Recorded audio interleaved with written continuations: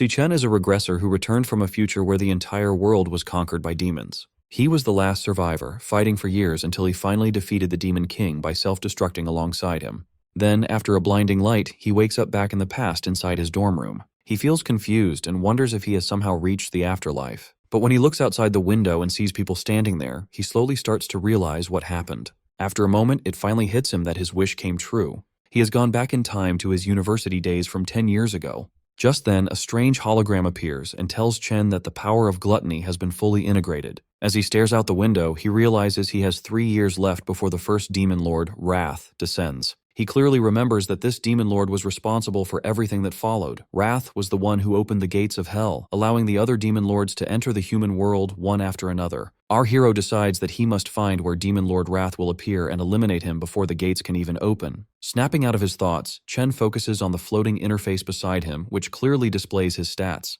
He wonders if this is some kind of game menu or system, since he never had anything like this in his past life. Back then, he only relied on his awakened power, something only 1 in 10,000 people possessed. The National Awakener University was built to recruit these potential awakeners. Unfortunately, when Chen was here the first time, he completely failed to awaken and grew used to being bullied, which explains why he just woke up in the infirmary. Suddenly, the system opens another panel showing a lightning-type assassin card, which he instantly recognizes as the class he had in his previous life. He gets startled and wonders if he awakened earlier this time. He quickly decides to test it out, but before he can switch classes, his roommate and friend Ma Long shows up. Long is an E-rank flower chanter. The poor guy has bandages on his cheek and came to check if Chen is okay. Luckily, Long cannot see the floating panels, making Chen realize that only he can see them. His friend examines him closely, noticing that all of Chen's injuries have already disappeared.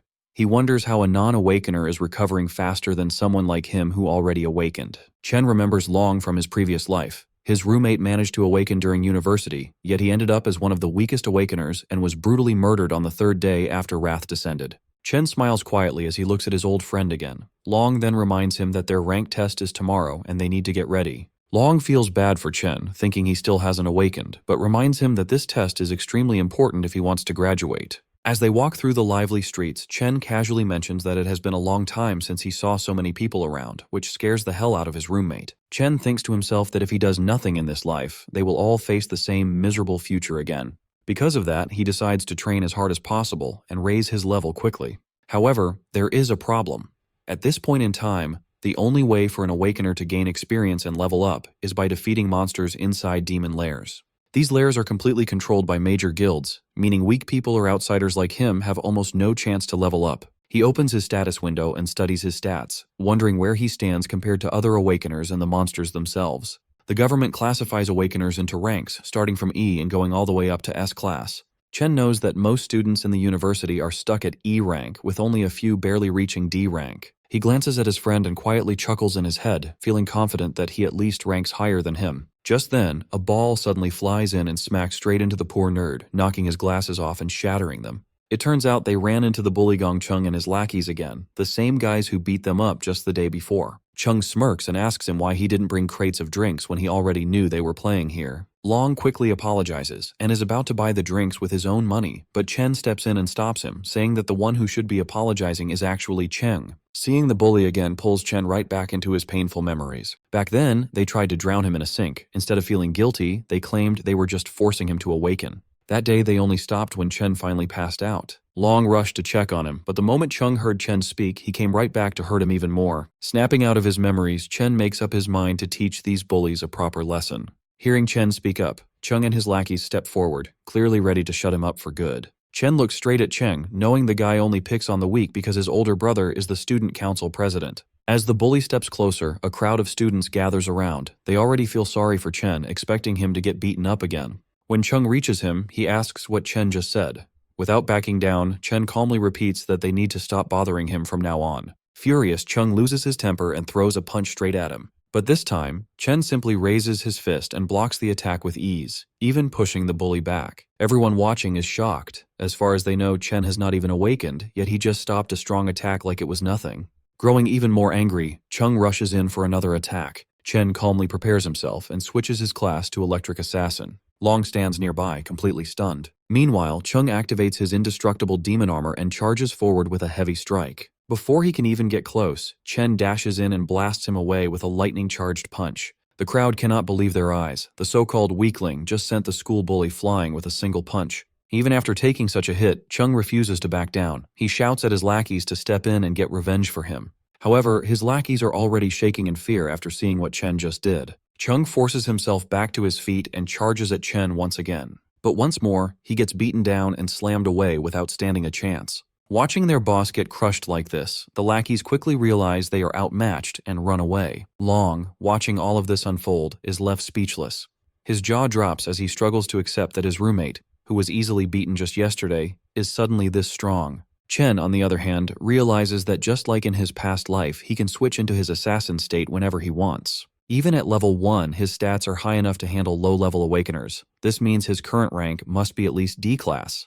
However, there is still one thing he needs to confirm. Even after defeating someone, the system has not given him a level up. Curious about this, Chen steps forward to finish the bully off completely, causing everyone around to watch in panic. Right at the final moment, the vice president of the student council, Ling Yu, steps in and tells Chen to stop. She reminds him that even though Chung was at fault, this level of beating is already more than enough. She assures him that the bully will not dare to trouble him again. Because of this, Chen finally decides to let him go. As he backs off, Chen wonders why the student council is so eager to step in and save someone like Chung. Even though Chen was just putting on an act and didn't actually plan to kill him, he knows that bullies like Chung need to be punished properly. Otherwise, they will just keep targeting anyone weaker than them again and again. Chen then walks away with his roommate. Watching from a distance, the bullies' lackeys hide and whisper among themselves that they should never provoke Chen again. That night, Long tries to tell their other roommates how Chen awakened as a ridiculously strong lightning assassin, but none of them take his words seriously. Long keeps explaining how their once weak friend managed to beat Chung so badly, but Xiang Zuo, an E-ranked nucleus mage, treats it like a joke. Zuo asks why Chen is still running around training like this if he has really become such a big deal. He argues that a real awakener would not need to rely on basic physical training anymore. Hearing this, the gamer roommate Xiang Yu comments that it sounds like Long must have taken a serious hit to the head. Zuo continues, saying that the 4 of them are placed in this dorm because they are the weakest students at the bottom, and nothing they do will change that. He even claims that he is the strongest among the 4 of them, while Long and Yu are just support chanters. He flexes a little, telling himself there is no way Chen could have actually become a lightning assassin. Feeling more confident than ever, he hopes that he might even rank up during the final test before their graduation tomorrow. At an E-ranked demon lair, the student council president Gong Ting finishes his training session and walks out with Ling Yu. He notices his younger brother still standing there and asks what he is doing. Chung complains that as long as the guy who beat him is still around, he cannot even sleep peacefully. He keeps pushing his brother, begging him to get revenge for him. Ting calmly assures him that he will handle the mess he created. Sitting at the dining table, the vice president asks Ting how he plans to deal with this situation. Ting just asks her if the boy is really as strong as his brother claims. Ling Yu reminds Ting that there are fewer than 10 D-ranked students in the entire school, and Ting has already recruited all of them into his club. She adds that other students do not even have access to demon lairs like he does, meaning no average guy should be able to stand against him. Back outside, Chen keeps running like crazy while getting completely drenched in the rain. He sets a goal to run 20 full kilometers while carrying a bag loaded with 100 kilos, which is almost twice his own weight. He understands how important basic training is for raising an awakener's strength limit, since a stronger body is needed to handle high-level powers. As he runs, he remembers how his sister, his only family, was killed when the Demon King Wrath descended upon the human world. The Demon Lord slaughtered countless humans in an instant, and his sister died right in front of his eyes. He makes defeating this Demon King his main goal, since that moment was the start of all the destruction. Chen knows that the Demon Lord is already growing stronger, even with 3 years left before his arrival. Because of this, Chen needs to grow even faster if he wants any chance of winning. Right at that moment, his sister Siyun calls him. Hearing her voice again after so long leaves him completely silent for a moment. She explains that she could not call earlier because she was busy with a competition. She adds that their rent problem might be fixed if she manages to win a prize. While she keeps talking, Chen quietly listens and smiles. He feels a strong promise in his heart to protect her and give her the life she deserves this time around.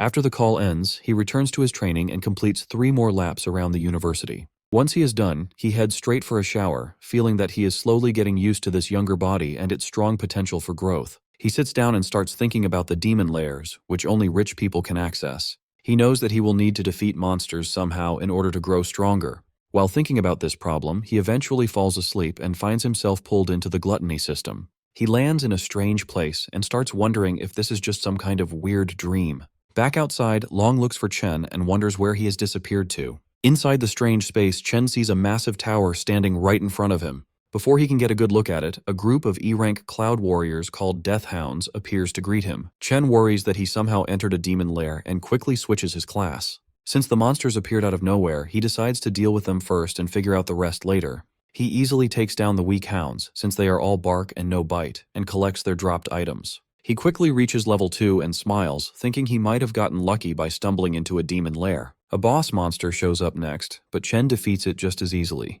He cuts right through it, allowing him to level up again. The experience points he gets from the boss are much higher than what the normal monsters gave him earlier. The boss monster's body then gets marked as devourable, making Chen wonder what that means. He remembers the gluttony skill he saw earlier on his system panel and reaches out his hand to test it. The devouring finishes instantly, and the monster gets absorbed into a card. Chen is shocked to realize he can turn defeated monsters into new classes he can use. He quickly realizes this is the exact same ability the Demon Lord Lan Yu had. The thought of having a power just like a Demon Lord leaves him shaken. In this world, most people are born with only one class, while a rare few might have two.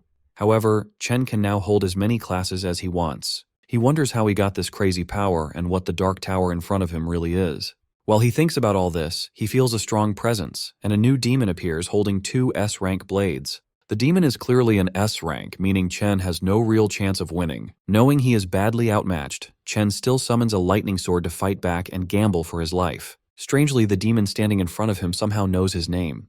The demon trades blows with Chen, but it is clear that the monster is only toying with him. It avoids hitting his vital points on purpose and just keeps knocking him down over and over. After pushing Chen to his limit, the demon finally speaks. It tells Chen he can survive if he stays and guards the tower with it. Chen refuses the offer, so the demon brutally slashes his arm. The demon threatens to finish him off. It explains that it only went easy on him because Chen is the only person who could reach this place. It asks him to think about it one more time, but Chen does not lose hope. He refuses again, ignoring the danger he is in. He shouts and charges forward, determined to fight back, and attacks the demon again. During the whole fight, Chen has been studying the demon's movements. He noticed a 0.4 second delay before every swing. He knows he can use that tiny window of time to watch the angle of the monster's wrist and dodge the attack perfectly. He also found a 0.2 second recovery pause where the demon is defenseless. He plans to use that short opening to aim right for its heart. Even though he manages to pull off this risky move, he knows a D rank like him cannot truly beat an S rank. His real goal is to paralyze the demon just long enough so he can escape. He does exactly that and runs toward the only light he can see, hoping it is a way out. But just as he reaches the light, it vanishes. The demon tells him it was just an illusion and that there is no exit in this place. The demon explains that this palace is not actually a demon lair at all. However, it praises Chen for finding the flaws in its attacks so quickly. The demon reveals itself as the Purgatory Rakshasa. It tells Chen that he really is the one who can bring hope. As Chen takes a closer look at the demon's body, he gets a shock. He realizes he has seen this exact same look before on the Demon Lord Lan Yu. Our hero remembers the final battle before he went back in time. His opponent in that fight was no ordinary demon. During their fight, the creature first turned into a dragon. Then it kept changing into other scary, high-level monsters. It used boiling magma, poisonous vines, and lightning that was even stronger than his own. But out of all those forms, the one that really caught his attention looked exactly like the demon standing in front of him right now. He realizes something shocking. Every single transformation must have been part of Demon King Lan Yu's power. Since that power is now inside him, the demon he sees right now is just the power of gluttony absorbed into his own body. His smart guess really impresses the demon. It calmly tells him that he is truly worthy of inheriting the power of this entire dimension. Chen frowns, confused about what it means by the entire dimension. A golden void key appears in the demon's hand. It is the only way to enter and leave the giant tower behind him. The demon explains that Demon King Lan Yu ate countless powerful monsters. Its sacred duty was to guard the tower that traps the strongest ones among them. Now, it decides to give that key to him. Rakshasa wants him to eat those demons, grow stronger, and take over its mission. Confused, Chen asks why a demon would ever help a human. The creature replies that even in the demon world, there are good guys and bad guys. One evil monster killed its whole clan just for fun. Since that day, it has waited for a chance to get revenge on that monster. Now, it believes it has found the right person to grant that wish. It tells our boy that someone was right about him being their best hope for revenge. Chen immediately asks who that person is. The demon just replies that all the answers are waiting inside the tower, speaking in a mysterious tone like an old sage. With its final words, it offers all of its remaining energy to him. In return, the demon tells him that he must become the strongest human on the planet. It will not be easy to eat every single wild beast hiding inside the tower. Each of those smart creatures will be a huge challenge to beat. The demon gives its final warning, saying that only someone with a strong hunger to grow stronger deserves Purgatory Rakshasa's power. That is the drive he needs to kill every demon king in existence. After saying that, the demon's body turns into a burning ball of energy for Chen to absorb. Chen immediately levels up 8 times and gets 2 of Rakshasa's swords. Without hesitation, he accepts the mission, promising to carry out the fallen warrior's final wish. Along with the stat boosts, he unlocks the ability to control gravity and absorb power from dead humans and demons. The next morning, he slowly opens his eyes, waking up inside his dorm like any normal day. He jumps up when a loud voice echoes through the room. His roommates are already getting ready and tell him to hurry up if he wants to get to school on time. When he notices his body is completely fine, he wonders if everything he experienced was just a weird dream. But his updated stats prove that is not the case. Everything he saw was real. After jumping from level 2 to level 10 overnight, he wonders what rank he is now. His roommate begins making fun of him. He mentions how someone was shamelessly praising him the other night, talking about how cool and crazy strong he supposedly became. Ma Long quietly peeks from across the room, pretending he had nothing to do with it. Either way, his roommate challenges him to prove it during the ranking test. That test will decide who is strong enough to keep the title of Dorm King. On the way to school, the self-proclaimed Dorm King proudly tells his friends that every rank is divided into 3 different levels. So even though they are all E ranks, he is at least a proud mid-E rank, placing him above the bottom-tier losers. He walks around acting superior because the gap between each level is supposedly huge. Fired up and way too confident, the guy claims he feels so strong that he must have moved up a level since their last test. Really annoyed, Ma Long tells our boy to stop playing around and go all out to at least get a D rank today. That way, the Dorm King might finally shut up. The boys arrive at school, where everyone is nervously gathered for the ranking ceremony. The bullies walk in like they own the campus, insulting anyone who dares to look at them. Even the Dorm King's confident smile completely disappears the second he sees them. But the bullies also lose their nerve. They immediately start bowing respectfully to Big Brother Chen without hesitation.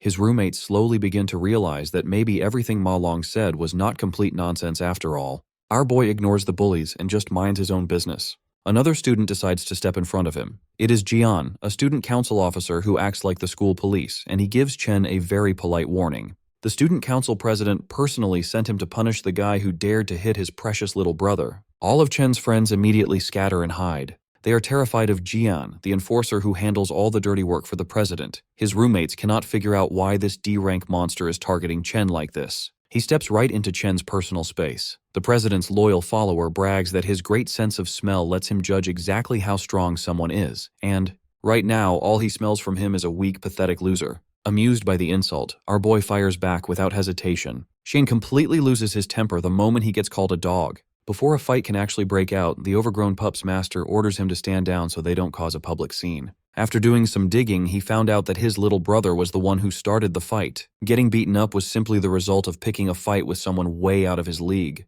With that said, the president shoots him a glare sharper than daggers. But our hero isn't intimidated in the slightest. Just then, a professor announces that the rank assessment ceremony is officially starting. He asks all the students to step forward when their names are called. Hearing that, the president tells his lapdog they are leaving. He assumes this was a one-time incident and that Chen won't cause any more problems after being warned. Watching from high above, a man curiously asks the vice president why she is watching the ranking ceremony today. He wonders if a certain rookie has caught her eye. The lady smiles faintly, saying that this year will be quite interesting. Soon, Xiangzhou's name is announced. The Dorm King feels slightly nervous as he steps through the door. The atmosphere completely changes on the other side. The assessment is done one by one inside a special demon lair. In there, a demon heart connected to wires measures an awakener's rank and potential by absorbing their energy. When the awakener releases their full power, the signal transfers back to Earth, revealing their assessment results. The Dorm King's rank turns out to be exactly the same as last time. However, the professor looks confused when his potential score takes longer than expected to show up.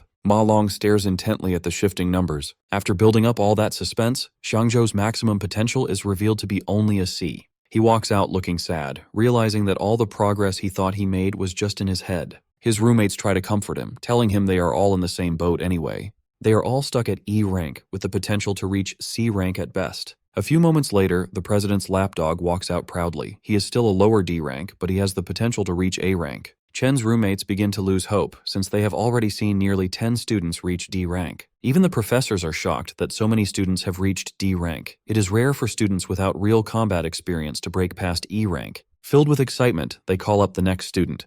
It's the president, who carries everyone's expectations on his shoulders. All eyes turn to Gongting, the student who is already a guild master, as he walks onto the stage. Our boy stays calm and patiently waits for his results. Everyone in the academy knows that Gongting was only a lower D rank 2 years ago. Since the school's historical record for the highest grade is middle D rank, people wonder if the president will finally raise the bar. Inside the demon lair, the demon heart's eyes slowly open to his presence. The president isn't able to unleash everything he has. Still, he has a burning desire to go out with a bang at graduation, carving his name into the history books as number 1. When the professors see his potential grade glowing gold, they blink in disbelief. Their suspicions are confirmed as Gongting's high D rank completely blows them away. Not only that, but excitement erupts through the crowd at the sight of the first potential S rank in history. The president's lackeys praise their boss non-stop. Even Chen's roommates burn with jealousy as they watch a legend being born right before their eyes.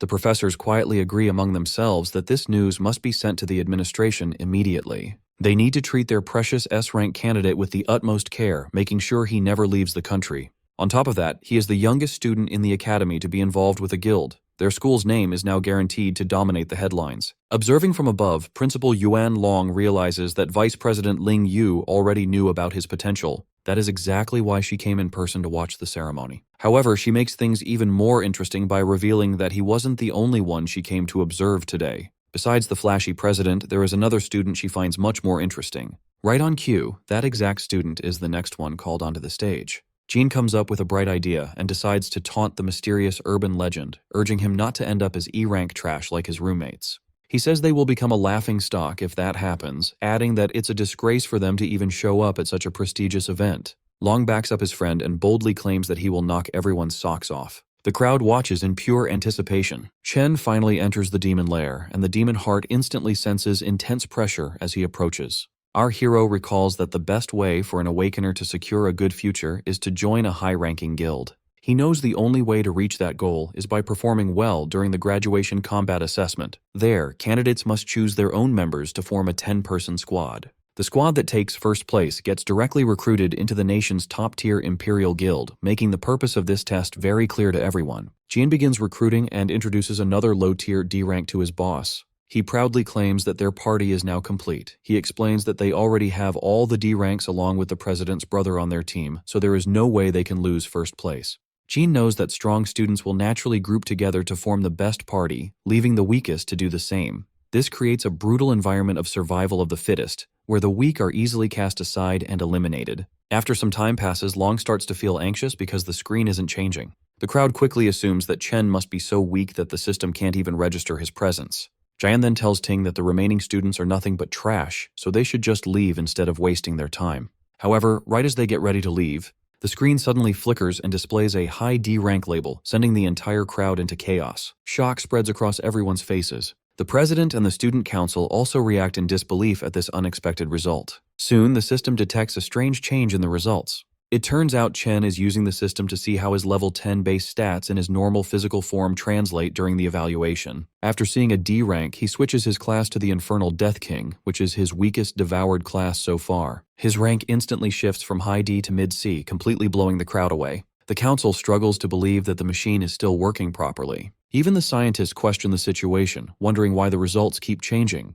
They soon start to suspect that the machine might be broken beyond repair. At that exact moment, the demon heart becomes unstable, and the results change strangely once again. Chen notices this and decides to switch to a stronger class, transforming into the Purgatory Rakshasa. The demon heart grows anxious as a violent storm brews outside the demon lair. Jian shouts in confusion, treating the storm like a celestial sign that history is rewriting itself as if their dorm has produced a divine monster. In the very next moment, his potential flickers to S rank, leaving both the scientists and President Ting completely stunned. However, the system suddenly displays a warning. The user's potential exceeds its maximum load and cannot be detected under the current limits. Jian's brain almost shuts down like a blue screen of death, and his soul nearly leaves his body from pure shock. As the system begins to break apart under the overwhelming pressure, the scientists rush forward in a panic, wanting to ensure the student doesn't get hurt. But when they finally arrive, they freeze in disbelief. They find a shriveled raisin sitting where the demon heart once was, since it completely burned out from extreme overuse. It turns out Chen might have scared it a little too much. Still, he ends up devouring it and gains the ability to see anyone's rank, along with receiving warnings about nearby dangers. He walks out of the demon lair and is pleasantly surprised when everyone's rank appears right in front of him. But he quickly notices that the president has hidden his true potential, turning out to be nothing more than a mediocre C rank at best. The scientists walk out awkwardly and inform everyone that the demon heart suffered a heart attack from extreme strain, so they must pause the testing for now. They label Chen's stats as a probable error and announce that a full report will be sent to the higher-ups for review. The remaining students are told to return the next day for their assessment, as a new testing device will be ready by then. On the way back, Chen's roommates hype him up and treat him like an absolute legend after what he just pulled off in front of everyone. Gene clearly can't handle his jealousy. He calls Chen a fraud and demands compensation for breaking the machine and wasting the council's time, acting like a sore loser. Just as Chen reaches his limit and prepares to destroy the guy on the spot, Ting steps in and immediately calls Jian out. The president warns him not to disrespect their teammate, which completely shocks Jian. Ting then extends his hand, inviting the newly revealed powerhouse to join his team. He confidently promises that together they will undoubtedly achieve the highest score in history. Gene starts to panic in the background. He knows someone will have to get kicked off the team to make room for Chen, and this will definitely cause trouble with the brothers. He knows that joining Ting's team practically guarantees first place. Because of this, he wonders what makes Chen so special, especially when other people could not even bribe their way onto the team no matter how hard they tried. Gene swallows his pride and slowly welcomes Chen to the team, placing a hesitant hand on his shoulder. Chen immediately slaps his hand away and says he has zero interest in joining them. This response makes Jian sweat in fear, while Ting just watches the whole thing in silence. Gene snaps at Chen and says he has no clue what he is turning down, reminding him that their team is easily the best in the whole school. Chen turns his back and walks away. He says it has nothing to do with them and calls their group too noisy to deal with. He tells them not to bother him again. Jian boils with anger after being rejected so rudely. The whole school quickly begins to gossip about Chen's refusal. Most students think he plans to take first place all for himself after revealing his C rank. Now, the whole school gets to enjoy the drama unfolding right in front of them. Chen's roommates fully enjoy seeing the humiliated looks on Jian and Ting's faces after such a public and brutal rejection. The president stays calm and tells Jian not to worry if Chen has his own plans. Seeing this, the watching principal sighs in disappointment. He had really hoped the boys would team up. He wanted them to work together to break a new school record.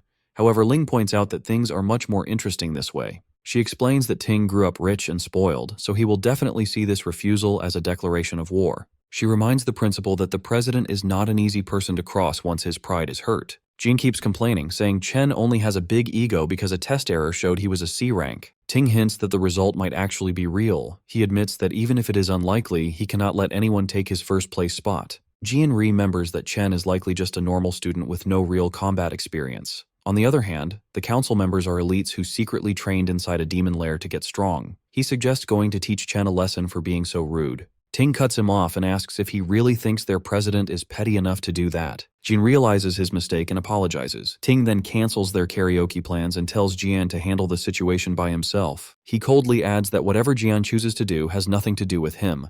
Chen understands the hidden message right away. Soon after, a spy walks up to Jian. He reports that Chen already left the school to go home for a while. He mentions that Chen left without even stopping to eat, making things very convenient for them. Jin sees this as perfect luck. He gets excited to crush Chen outside the school where no one can step in to help. As Chen crosses the street, he remembers a disaster from his past life. A top guild had tried to clear a demon lair in the St. He country area. Inside that lair, they met a new monster called Wrath. The monster wiped out the entire top team without them even putting up a fight. The monster then escaped into the human world and caused massive damage everywhere. Even though his memory of it is blurry, Chen is determined to find that same demon lair in this life. To start his plan, Chen needs a lot of money. He heads straight to the Mithril Monster Exchange Center. He remembers that this exchange center will become the biggest trading hub in the whole country in the future. In this world, an Awakener's strength is based on the quality of their weapons and gear. The exchange center is the best place to buy and sell these items. However, Chen just sees this place as a quick way to earn some money before tackling his bigger goals. He walks in and shows a few monster fangs to the broker.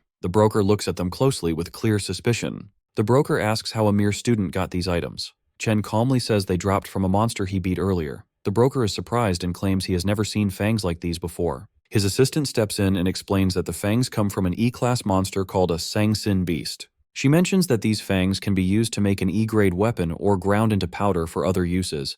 The rude broker cuts her off and drops the fang back on the table. He claims that an E-grade item is pretty much worthless anyway. He brags that their shop is for VIPs only. They only deal with high-status Awakeners and D-grade items or better. He uses this as an excuse for not knowing what the E-grade item was. In his mind, he complains about not getting any rich customers lately. He sees no point in helping a low-tier student since it will not help him get a promotion. He calls Chen a bother and dumps the work on his assistant, Lee, before walking away. Lee politely hands Chen an envelope of cash. She then asks if he needs help with anything else. Chen checks the envelope to find 18 grand. He decides this is enough to pay his rent for now, without any stress. He then takes out the glowing greatsword he got from the Purgatory Rakshasa. This immediately grabs Lee's full attention. Even though she has never seen anything like it, she guesses it must be at least a B grade or maybe even an A grade item. The broker walks back over and laughs at her guess. He says A grade items cost around 1 million.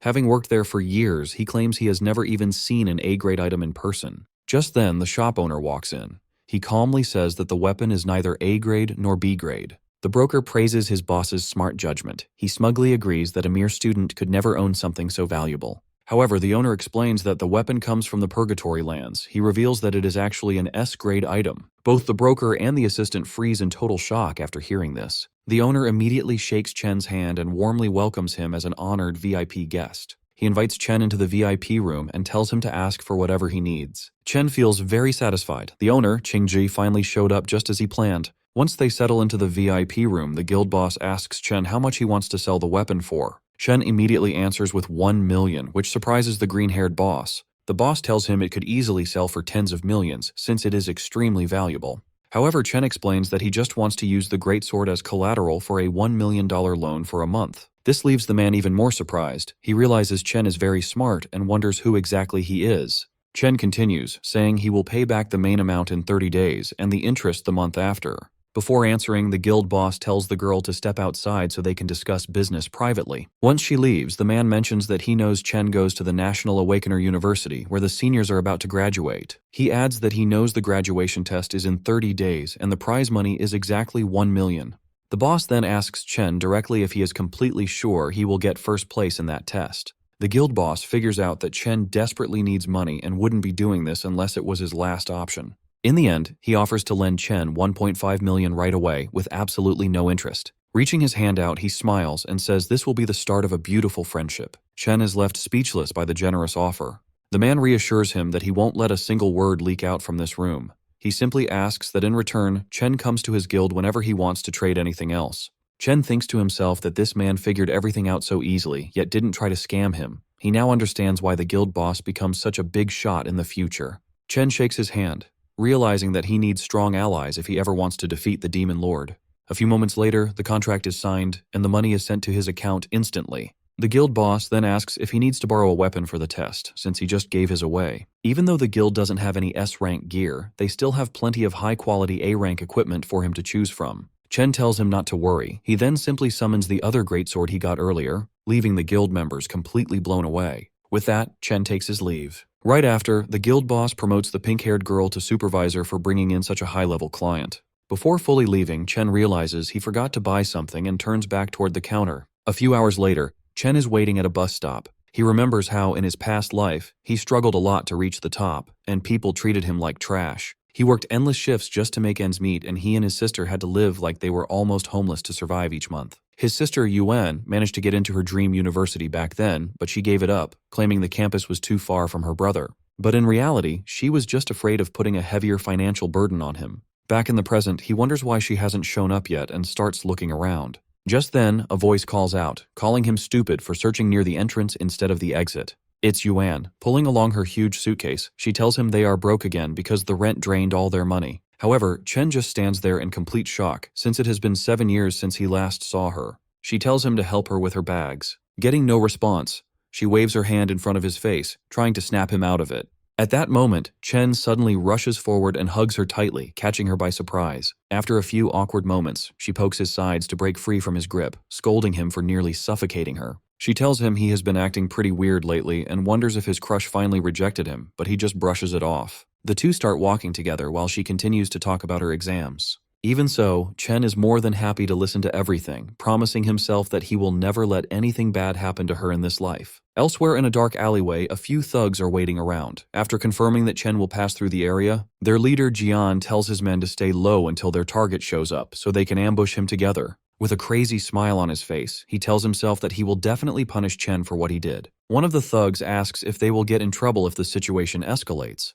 The Cloud Assassin replies that he initially just wanted to teach the guy a lesson, but his recent encounter really made him mad. Recalling how Chen humiliated him, he tells his goons to leave some of the fun for him, swearing to teach our hero a lesson he won't forget. Jean brags about being the best cloud assassin around, drooling as he imagines the look of despair on his target's face. As Chen and his sister walk together, Yun points out that he has been acting strange lately and wonders if the exams are stressing him out. She quickly plays it off, teasing that a weakling like him shouldn't overthink things. She reminds him of his own advice, to keep going no matter what and leave the rest to fate. Trying to lift his spirits, she starts singing a motivational song as they enter an alley. Chen is pleasantly surprised that she noticed his change in mood so easily, though he realizes she still doesn't know about his awakened powers and newfound wealth. When he confidently replies that he is fine, she wonders if it's just his male pride talking.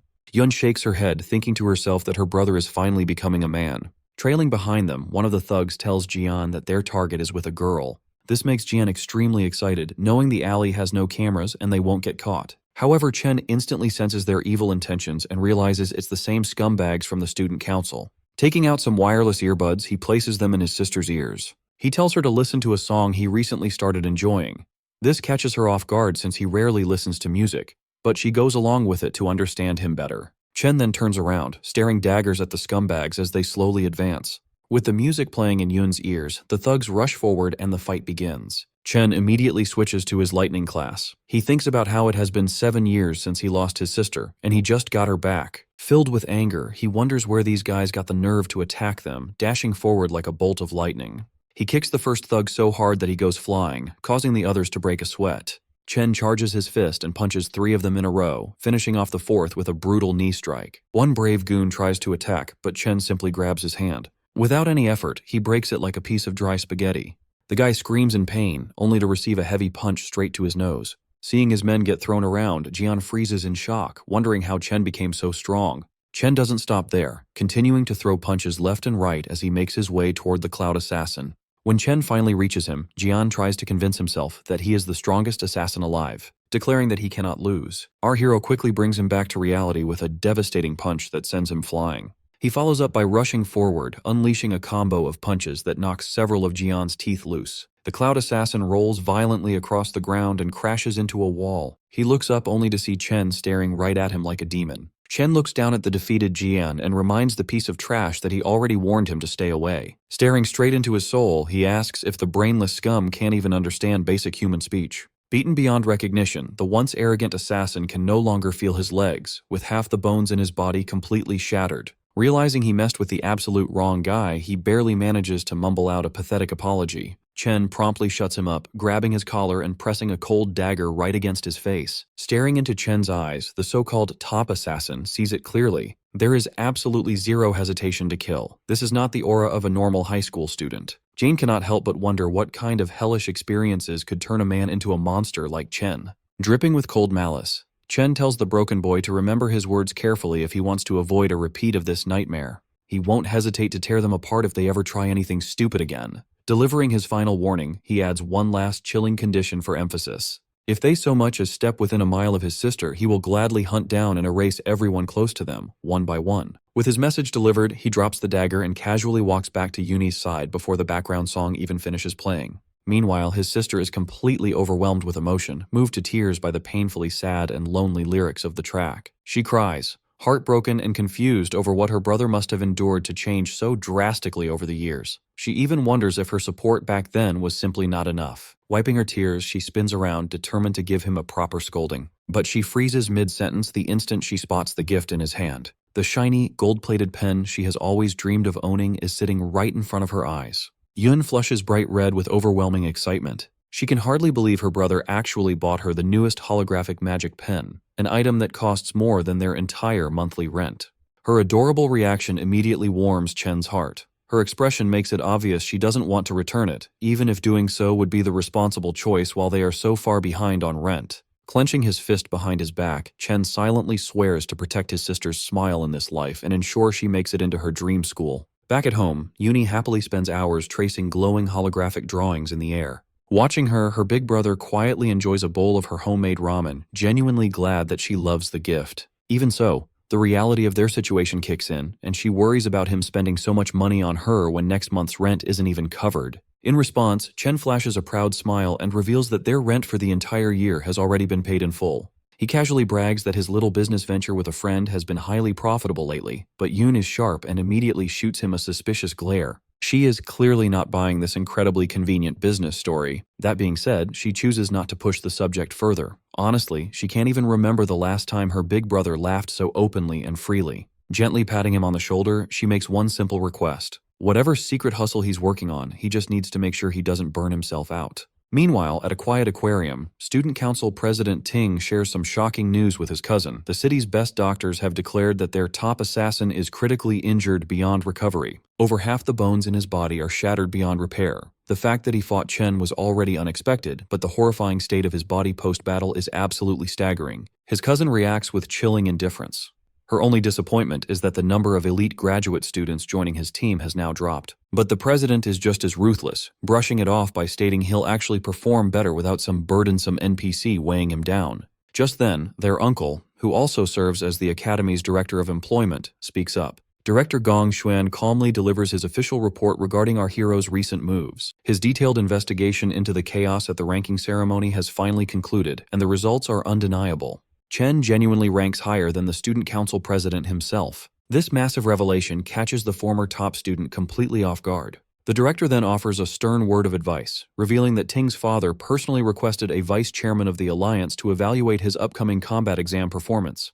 Because of this, Ting must ensure he shines brighter than anyone else. But just in case he fails to secure the spotlight, the director proposes a backup plan. The green-haired girl, his uncle's favorite niece, will join his team to guarantee they secure first place overall. However, the arrogant council president flatly rejects the offer without a second thought. He haughtily claims that he didn't even use a fraction of his true strength during the initial assessment. Supremely confident in his overwhelming superiority, President Ting assures them he will dominate the entire academy on his own. Back at the academy dorms, our boy Chen washes off after finishing a grueling daily 100-mile run with a heavily weighted backpack. He is completely locked in on one single goal, winning the $1 million prize in the upcoming graduation exam. This prize is his only real shot at fulfilling his deal with the Mithril Guild's Qingji and establishing a lucrative, mutually beneficial trade relationship. With only a few weeks left until the big exam, he lies down in bed, not to rest, but to continue his relentless grind even in his sleep. Transporting his consciousness into his demonic lair, he finds Demon King Lun Yu's enormous void tower looming before him.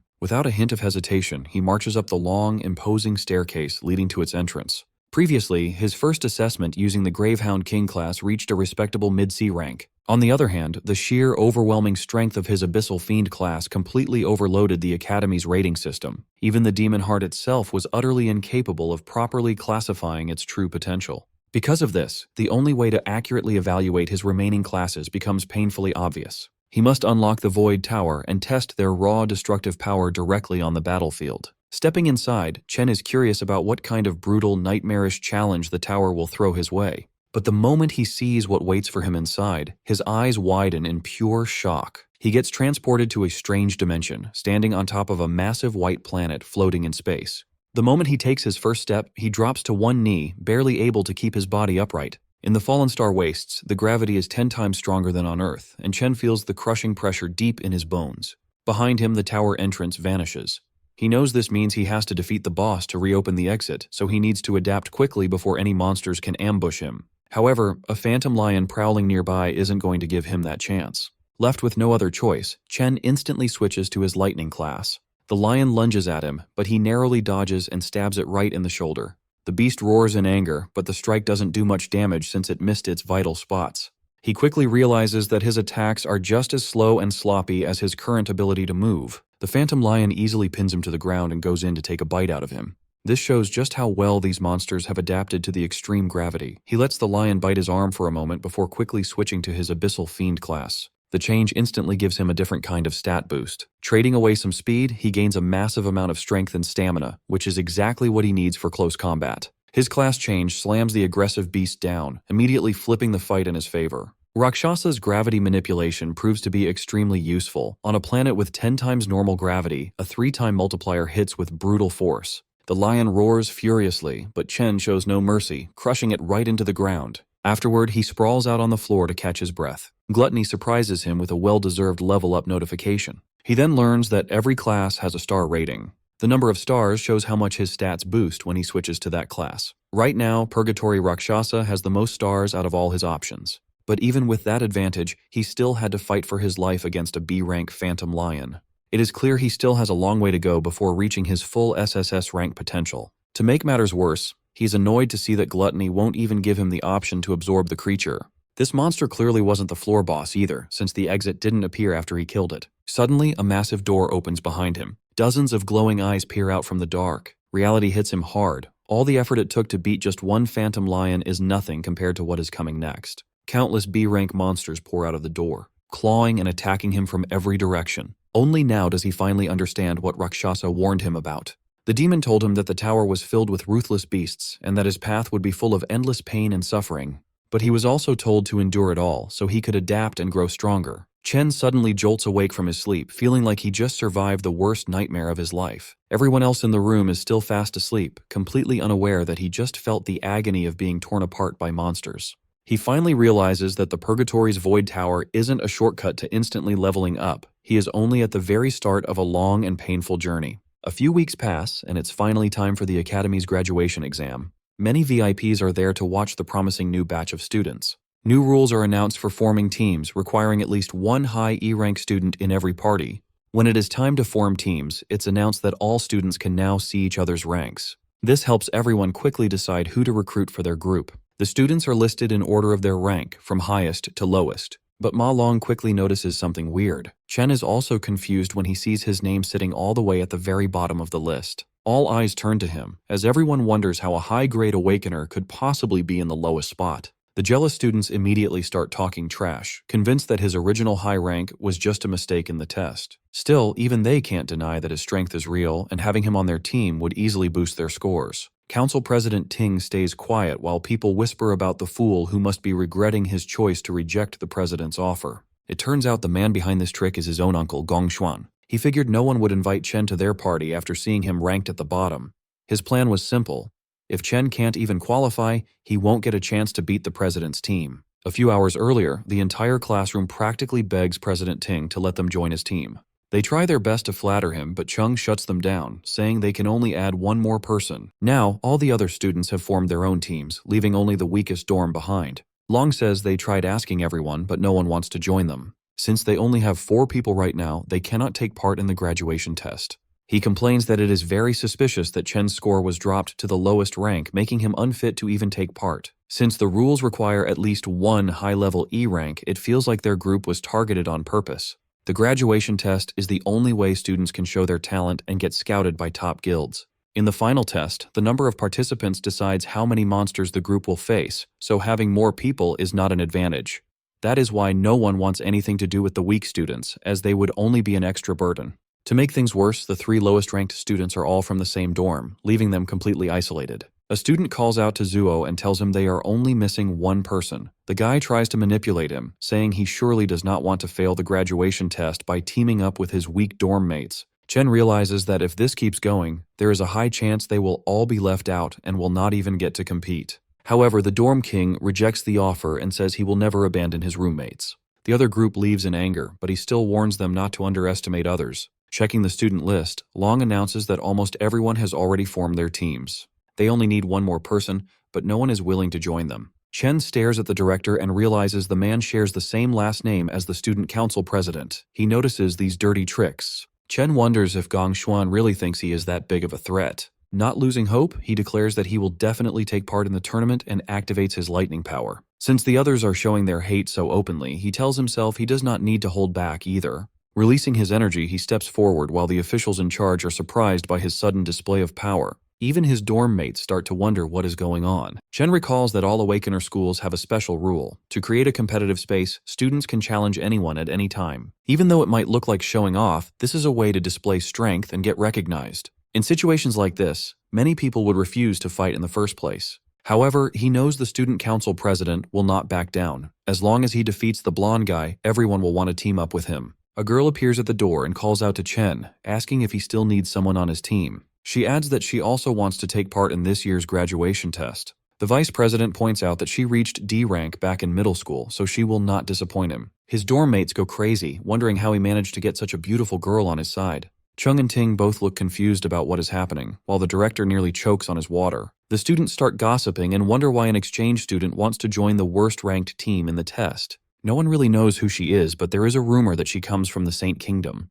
The director gets very angry and tells her that exchange students cannot take part in the school's graduation test. He goes on to say that Ling never took any rank tests here, nor did she prove her rank, which goes against all the rules. The principal suddenly appears and says that the director is right. Gongshuan is shocked when he sees the old man. The principal then asks why Ling wants to join the test, since she will only stay at the school for a short time. Chen is caught off guard and wonders how the principal suddenly teleported, since he is a warrior class. The old man explains that it would not be fair to others if she joins the test, and she simply plays along. Chen starts sweating when he realizes that he cannot even tell what rank these two are. The director finally gathers the courage to speak up and supports the principal, saying a school cannot function without rules. The principal then changes his tone and explains that the goal of the school is to provide a learning space for awakeners so they can achieve great things in life. Even though the graduation test is a tradition, it is also one of the most important moments in a student's life. He asks how the school will make up for the loss if a student cannot take part due to sudden rule changes. The director starts sweating heavily and wonders if he has finally been exposed. He begins to question if the principal is doing all of this just for Chen. Realizing it is not worth the trouble, the director decides to back down. He tells himself that since the strongest students have already formed a team, they should easily win the test anyway. The director bows to the principal and apologizes, admitting they overlooked how this system could stop some students from getting a chance to grow. He then announces that to ensure fairness, even lower-ranked teams and groups with less than 5 members can now participate. The 4 dorm mates finally form their team and celebrate that they can take part in the graduation test. Sitting in the back, the principal tells Ling that she seems a little too interested in Chen. On one side of the test, the student council president leads the team of the strongest players. On the other side, Chen leads the 3 weakest players. This makes the old man very curious about which cave they will choose and how many points they will score in the end. The official then announces that all captains can now choose which devil cave to enter. His tablet dings, catching him off guard because one captain has already made a choice. Everyone is shocked when they see which cave Chen selected. His dorm mates also panic and tell him to quickly change his mind, asking if he understands what he just did. However, Chen remains silent as he continues to stare at the screen. During the graduation test, teams of students enter a devil's cave and earn points by defeating monsters. Defeating monster lords and clearing the dungeon quickly gives separate points. The dungeon's difficulty level then determines how much the total score is multiplied. An F-rank dungeon gives up to 75 points, while an E-rank dungeon offers a maximum of 100 points. The team with the highest score gets scouted by the Imperial Guild, and the top player receives a reward of 1 million yuan. Inside the selection room, the students discuss that the highest score in history was 90 points, achieved by the current leader of the Imperial Guild. Even clearing an E-rank dungeon requires a team to have at least 3 solid D-rank fighters. This year, Ting's team might actually surpass that record. The display suddenly dings, informing everyone that someone has already selected a devil's cave. A student is shocked to see that Chen has chosen a D-rank dungeon. No one has ever cleared a D-rank dungeon before, and everyone wonders if he made a mistake. Long asks Chen if he hit his head, while the dorm king completely loses his mind at the screen. The nerd tries to talk some sense into Chen, but he reveals that he thought long and hard about this choice. The system dings again when the student council president also selects the D-rank cave. Ting's teammates immediately accept their leader's choice, officially qualifying them for the test. The classroom goes wild at the announcement, though Ting's group tries to act nonchalant. A blonde goth girl roasts Chen for trying to act tough, assuming he just wants attention. A bald student adds that Chen's weak teammates will never agree to this, and the team will fall apart. Long studies Chen's face and realizes he is completely serious. He wonders when his friend became so bold and how much he has changed. Making up his mind, the nerd presses the confirm button, deciding to trust his friend. Yo also hits the green button, feeling like he has nothing to lose. The dorm king gets annoyed that the others made their choice before him, so he presses the button too. With that, the system officially qualifies their team for the test. Looking at his dorm mates, Chen apologizes and explains he chose this dungeon to become the top scorer. He knows he is dragging them into his own dream, but he reassures them they will reach the top together. Hearing his words, the president stands up and declares that the top spot belongs to him alone. Chen turns around and faces him directly. Ting releases an intimidating aura, stating that there can only be one strongest student in the school. Standing in the back, Ling is surprised as this is the first time she has seen such strong emotions from Ting. The rivalry between the two is now out in the open. The principal feels proud that the students are so fearless, but Ling is uneasy about Chen choosing a D-rank cave, which even a C-rank fighter cannot clear alone. Even though a student can earn 150 points from a D-rank cave, the difficulty is just too high. On top of that, his teammates are not well suited for it either. The principal adds that with only a month left, it will be impossible for them to improve enough in time. Even so, he still hopes for the best. 2 weeks later at the training grounds, everyone lies exhausted on the floor. Long asks why they are doing physical training while the other students are using simulation training. Chen made them go through all kinds of exhausting exercises, leaving them extremely frustrated. Chen explains that simulation training is actually no help at all. When someone enters a devil's cave for the first time, their mind goes blank and their instincts are the only thing that saves them. The physical training is meant to improve their strength so they can move faster and react better. The best training would be to enter a real dungeon and gain experience, but ordinary students can only dream of that. Only the elites get those opportunities. Furthermore, the elites do everything they can to make sure normal people never catch up, allowing them to stay on top. They have access to resources that regular people spend their entire lives trying to get. The Dorm King asks what ordinary people are supposed to do in that situation. Chen reveals his plan, saying that if they manage to join the Imperial Guild, they can change the entire system. The graduation test is their only real chance to surpass the elites. Driven by this dream, Chen swears to do everything he can to keep his promise and guarantees that they will win. With just half a month left before the graduation exam, our boy trains inside the Void Tower every single night. Defeating the Phantom Lions is no easy task, but he refuses to quit no matter how hard they beat him up. 5 days before the exam, his roommates are training with everything they have. Our boy, however, is on a completely different level. His intense routine makes even the toughest training look like a basic warm-up. With just 2 days left, his rival is clearly not slacking off either. But Chen is improving even faster. Now he can confidently fight a whole pack of lions under heavy gravity. With blood running down his face, he has never looked more ready to win. On the day of the exam, a small drone floats near the students to guide them. The boys walk in wearing matching outfits, looking really sharp. Once all the students put on their wristbands, the exam officially begins. Outside the exam area, the academy principal warmly greets Gong Lin. This sharp-looking man is President Ting's father, the co-founder of the Imperial Guild. The students cannot stop staring at the Imperial Guild co-founder, looking at him like he is a rare animal at the zoo. Their curiosity grows even more when they see the principal and the guild co-founder welcome a fancy white limo. A red-haired man named Carl Cavendish calmly steps out of the car. The students freak out because everyone recognizes him as the vice chairman of the World Guild Alliance. Someone as important as him would normally never visit a place like this. Inside a VIP room, the director tells the special guests that 23 teams are challenging F-rank demon lairs. A few groups chose E-rank lairs, and only 2 brave teams picked D-rank lairs. The Alliance Secretary Sigrid looks very surprised that the students would make such a risky choice. Usually, even a D-rank team needs to prepare carefully before entering a D-rank lair. She asks if the Academy really thought about the students' safety. Hearing her concern, the director calmly explains that the students fully understand what they signed up for. He made it very clear that Awakeners with no real combat experience usually struggle against even F-rank monsters. But the real danger is the lair's boss, which is much stronger than the normal monsters. Many teams end up failing because they cannot defeat the boss. However, things are completely different inside E-rank lairs.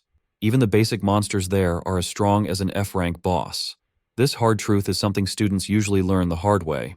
The Alliance Secretary then asks if there is any protection for the students if things get too dangerous. The director promises her that the Academy cares deeply about its top students. To keep everyone safe, a warrior from the Imperial Guild stands outside every lair, ready to jump in if anything goes wrong. On top of that, the wristbands each student wears can instantly teleport them to safety if they choose to give up or if their life is in real danger. Hearing this, the lady still doubts that the Academy has students skilled enough to beat a D-rank lair. She quietly wonders how long those teams can actually survive inside.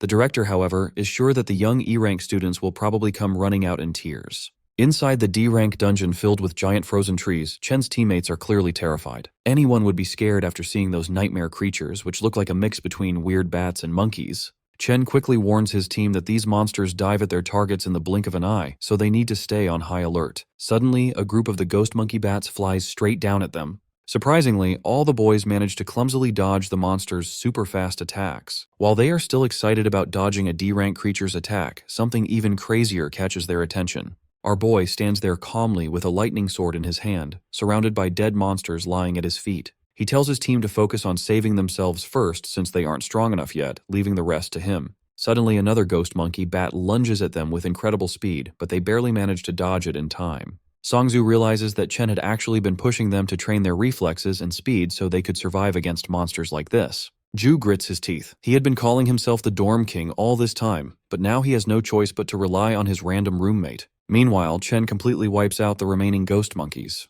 They dive toward him in waves, but he slices them down before they even know what hit them. The dorm king mutters to himself that he always heard about Chen's strength from Ma Long, but this is the first time he's seeing it for himself. To him, Chen doesn't look like a normal student at all, but more like a battle-hardened soldier. As the fight continues, the dorm king feels a bit of jealousy creeping in over Chen's rising reputation. Out of nowhere, another monster appears behind the group, and Zhu barely manages to block its strike. He grabs the creature's leg with his flaming hands and yells at his teammates to stop acting like dead weight and get it together. After all, Chen isn't the only one whose graduation is on the line. The others stare at him, surprised by his sudden determination. Inspired by the Dorm King's stubborn will, Shangzu casts his Vine Lock spell, successfully tying up the monster. But to his shock, the creature breaks free almost instantly, kicking Zhu in the process. Long casts his Frostbite Breeze spell, which only slows the monster down a little, so they decide to combine their attacks.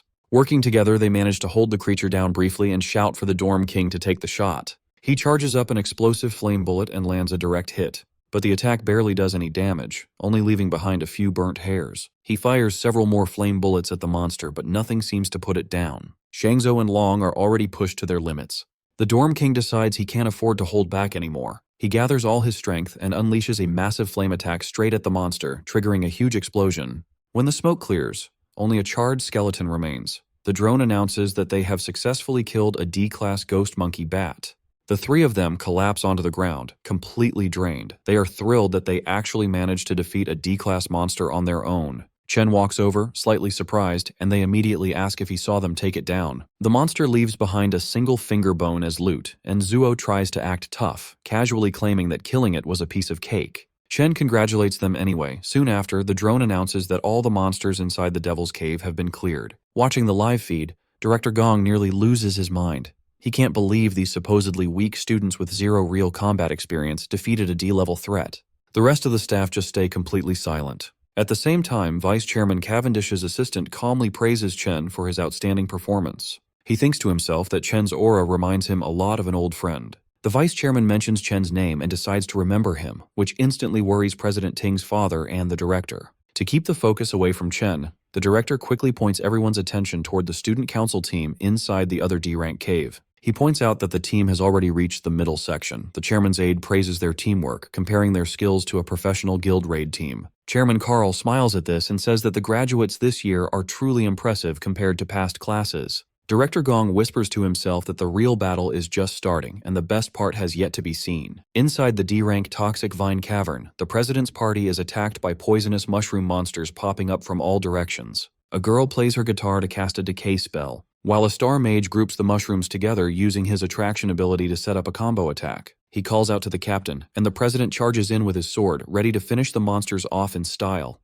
With a single fast strike, the president unleashes his blazing sky sword skill, blowing the mushroom monsters apart perfectly. His teammates notice that the monsters in this school test are exactly the same as the ones they fought during training. Because they know what to expect, the team handles the fight easily without feeling any pressure. They already guessed that the school officials set up the test ahead of time for them. Having the right support makes life much easier for them. Thinking this, they start celebrating early. They are totally confident that they will win first place this year without a real challenge. Down on the final level of the Cloud Forest, the boys are shocked they actually survived long enough to reach the boss monster. In the middle of a frozen wasteland, they spot a giant ghost ape calmly eating its meal. The Dorm King starts sweating right away, just thinking about how strong the monster is. One hit from that beast would probably kill him instantly. Right then, the creature slowly locks its eyes on the weakest person in the group. Ma Long screams in fear, and that single loud noise is enough to make the beast attack. The giant ape jumps right at them in a scary leap. The boys run away as fast as they can to save their lives. Chen just charges forward without any hesitation. He jumps straight into the beast's giant face with a hard kick, then lands a series of fast punches that bounce its heavy body in the air.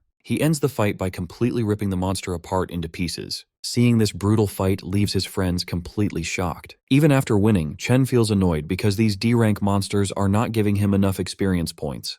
The item drops are disappointing too. He then hears his teammates shout in excitement that they found giant mana stones. It turns out the giant ape was hiding the shiny stones inside a hollow tree trunk. His friends are amazed by the surprise treasure and quickly reach out to grab the crystals. Chen shouts a warning for them to stop, but he is a second too late, and a bright flash of light explodes from the trunk. In just a few seconds, the whole area is covered in solid ice. Shangzu, the Dorm King, and the camera drones are completely frozen by the cold blast. Up in the VIP room, the live video feed suddenly cuts out. The shady director smiles, looking like he was waiting for this to happen. He knew high-rank monsters would set traps, and he figured it was only a matter of time before Chen and his rookie team walked right into one.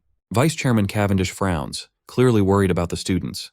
The director pretends to feel bad about Chen failing and says they have no choice but to pull the team out right away. The principal disagrees. He points out that the students are not in any real danger yet, because their wristbands will automatically turn on if their health drops too low and none of them have asked to give up. He believes only the students should have the right to decide when to quit. Down in the dungeon, Ma Long shakes in the freezing cold. Out of everyone in the group, he is the only one who did not get frozen. This is because his character class has a naturally high defense against ice magic. Long hears a scary laugh and spots a skeleton ice monster staring right at him without any mercy. He recognizes it as the Lord of the Lair, remembering it from the Monster Compendium. He recalls that it is a cloud mage capable of easily controlling both offensive and defensive abilities by manipulating ice and snow. He also remembers that this creature, known as the Bone King of Remains, enjoys killing its prey through prolonged torture. Realizing the ice bomb was just a trap, he turns and runs without hesitation. Long knows perfectly well that he can't handle a C-class Lord monster on his own. He rushes toward Chen to free him, but an ice attack strikes his leg before he can reach his friend.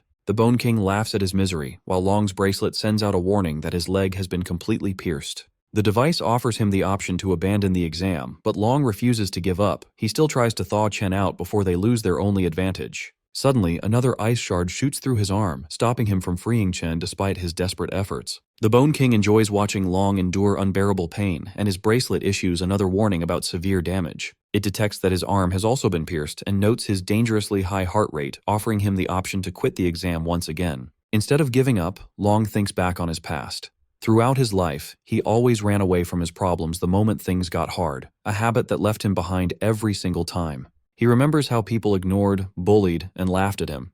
He and his friends have worked way too hard to reach this point to just quit now. Seeing this as his final chance to change his fate, he gathers the last of his strength, stands up, and finally manages to release Chen. He stands tall just as the Bone King unleashes a relentless barrage of icicles straight toward him. Right as the attack is about to land, Long lets out a loud roar, and Chen finally opens his eyes. The ice block shatters into pieces, and Chen rushes forward, carrying Long away from danger in one swift move. This sudden escape catches the Bone King off guard. Long quickly realizes that Chen managed to break free from the icy prison entirely on his own. Chen thanks Long for trying to help him earlier and immediately asks about his injuries with clear concern. Long replies that the bleeding has stopped for now, so he will survive. He informs Chen that the monster is a cloud type, C-rank lord known as the Bone King, warning him that it is extremely dangerous in combat. He adds that they must avoid getting frozen again at all costs if they want to survive. They turn back and see the Bone King charging up a massive cluster of ice shards. Long is stunned, realizing the monster is about to drop a giant ice nuke on them. In the next instant, the bomb crashes down, covering everything in blinding white. The monster begins to laugh, but suddenly stops when it notices that both boys are still alive after the devastating attack. Chen switches his class to the Doomflame King and activates his Cloud Warrior Frost Body, granting him complete immunity to cold damage. This transformation also boosts all his resistance stats in cold environments, turning the battlefield to his advantage. The Bone King lets out a horrified shriek. Even Long is confused as he watches his friend, who was supposed to be a Volt Assassin, turn into a Cloud-type warrior instead. He wonders if Chen might be one of those rare prodigies who can awaken two different classes at once. Chen simply apologizes for misjudging the situation earlier, admitting that he dragged his friends into a dangerous fight because of his mistake. He then switches classes again, this time into an Abyssal Fiend. Pulling out his Purgatory Warrior sword, he faces the Bone King, fully intending to end the fight right there. His best friend's jaw drops wide open at the sight. Normally, Awakeners are born with just one class they can specialize in, but there is an incredibly rare chance for someone to possess two classes at the same time. These dual-class users are so rare you could count them on one hand. This makes them treasures that every major guild desperately wants to recruit. However, that alone isn't what shocks his friend. Looking closely, he realizes that Chen isn't using just one or two, but three completely different classes. On top of that, each of these classes is in a league of its own. In his Abyssal Fiend form, Chen's stats shoot up at an insane rate. His overwhelming physical strength launches him off the ground like a rocket. He charges forward with explosive momentum toward the boss. The monster's smug grin instantly vanishes when it feels Chen's deadly aura. In a single clean motion, he slices through the bony monster like a knife through butter. This instantly levels him up to 17 and earns him a rare loot drop. Staring at the shattered skeleton on the ground, his friend is still in absolute shock that Chen just one-shot a C-rank boss. Chen casually reminds him that the rest of their team is still frozen solid in ice. Ma Long suddenly panics, realizing he completely forgot about his other teammates during the entire boss fight. He sprints off to thaw them out before they freeze to death. Once he leaves, Chen notices he has the option to devour the defeated Frostlich King. With no one around to watch, he quickly absorbs the fallen boss and unlocks the Cloud Mage class. Because the boss's ice attack blinded all the cameras and drones in the area, no one outside will find out about his hidden ability either. Then out of nowhere, he gets another surprise notification. His Lightning Assassin class has leveled up as well, allowing him to add a star to boost one of his stats. Meanwhile, over at the D-Rank zone, Gloomvine Grotto, the council president's team is getting absolutely overwhelmed. No matter how fiercely they attack, the D-Rank boss proves far too tough for these amateur awakeners. The mage trying to hold the monster down with chains is already on the verge of collapsing. On top of that, the lightning archer's arrows feel more like a light massage than actual damage to the boss. The beast easily tosses them around like cheap action figures. The humiliation makes them question if all their combat training and simulations were completely pointless. They have never faced anything even close to this level of power. The mage quickly realizes that the president is their only real hope of winning. Standing far in the backline, the president strikes a dramatic pose. He charges up his ultimate skill while receiving power buffs from the support mages. Once he finally gathers enough energy, he launches himself at the boss with his flaming sword. The blade pierces straight through the monster's core. It then erupts into a storm of flames, melting the creature from the inside out. His teammates erupt in cheers, celebrating the rise of a legend whose name is sure to go down in the history books. The drone nearby announces that their team has cleared a grade D zone in just over 30 minutes. Completely fired up, his party is fully convinced they secured first place. They believe no other team could possibly beat that time. They eagerly exit the lair, expecting to see their names proudly shining at the top of the rankings. They soon walk through hallways filled with students who gave up and teleported out early. Most of them look completely traumatized, still haunted by the demons they faced for the first time. The president's lackey spots Chen and his squad sitting off to the side. One glance at the exhausted group makes it clear. They must have failed the moment they went inside. The lackey smugly walks over, mocking Chen for failing halfway through after acting so bold earlier. The loyal follower keeps talking, but his boss silences him because the Alliance vice chairman is approaching. The elegant man claps slowly and congratulates the students on their great performance. As he gets closer, the president keeps a calm face, while his followers nearly shake with excitement at standing in front of one of the world's most powerful men.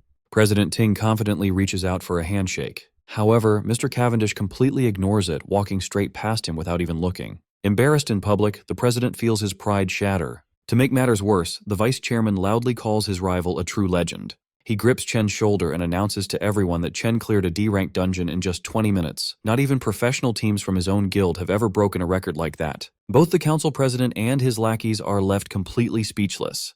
They cannot figure out how 4 nobodies beat their 10-man squad's time and actually cleared a D-rank lair. Chen does not even blink. Getting praise from the most powerful man in the country means nothing to him.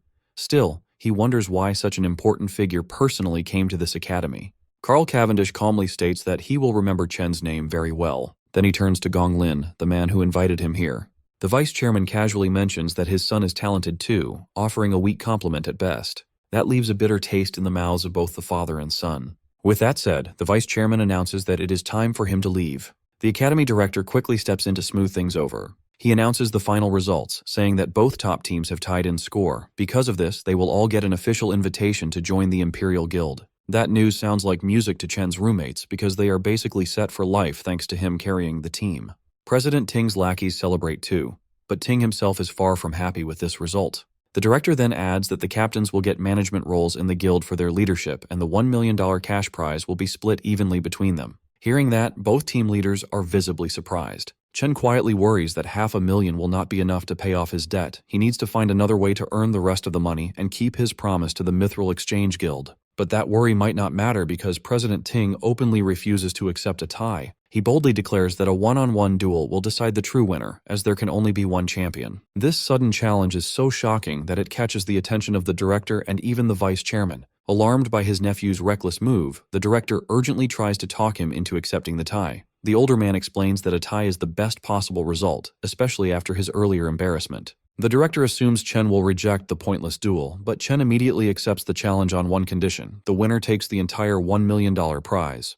This unexpected twist is interesting enough to make the vice chairman pause and cancel his departure. With that settled, Chen steps forward to face him directly, ready to settle the score once and for all. Sometime later, Qingzhi tells Si Chen he expected him to take first place, but getting a perfect score was beyond his expectations. Seeing Si Chen all over the news, Qingzhi feels his financial support was a wise choice. He offers to cancel Si Chen's 1.5 million debt, calling it an angel investment in his future. Unwilling to accept handouts, Si Chen firmly states that a debt is a debt and must be repaid in full. Si Chen announces he came to discuss two things, which immediately catches Qingzhi's interest. First, Si Chen requests a 1-week extension on his repayment deadline. Because the graduation test ended in a tie, his prize money fell short by 500,000. He reveals his plan to get the rest of the funds, a one-on-one tiebreaker against the other champion, Gong Ting. The duel will happen next week inside a wild devil's cave outside the school. Qingzhi is shocked by this reckless idea, questioning why 2 students would enter a wild dungeon. He warns Si Chen that it is too dangerous without professional training. Unfazed, Si Chen tells him not to worry and promises to win the remaining $500,000.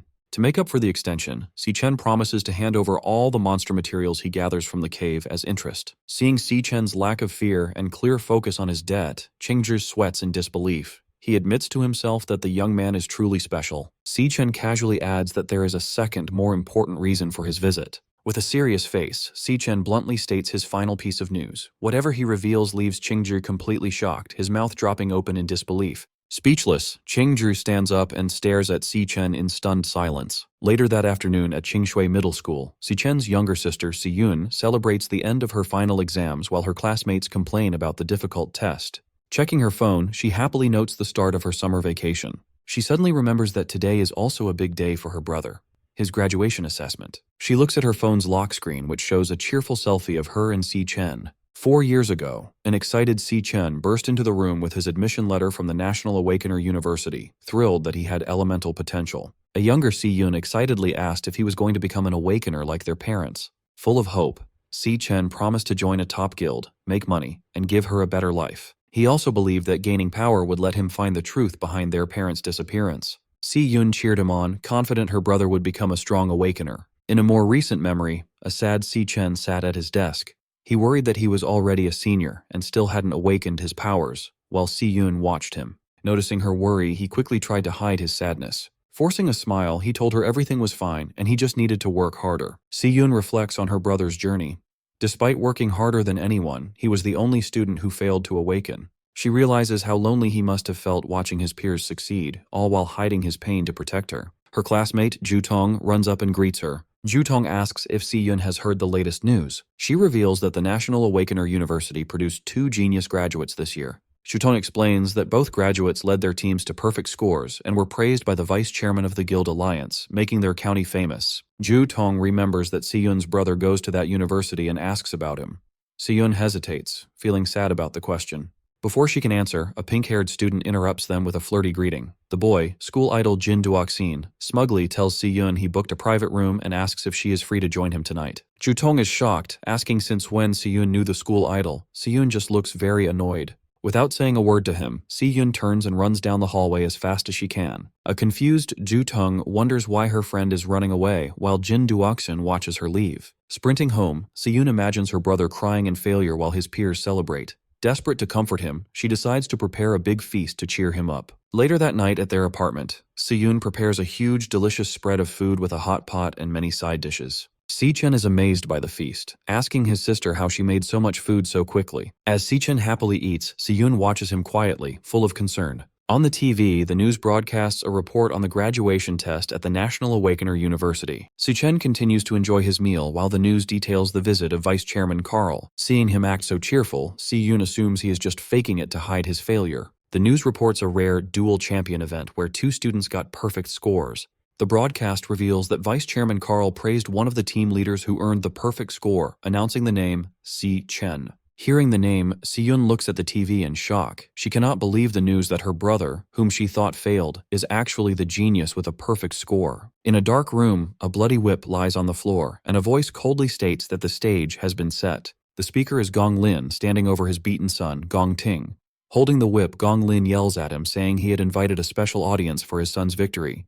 He scolds his son for ruining the performance he had planned. Covered in bloody marks, Gong Ting breathes heavily as his father angrily reminds him that he embarrassingly tied with a nobody. He declares that Gong Ting will no longer make his own decisions. He reveals that he has already taken control and rigged the upcoming tiebreaker.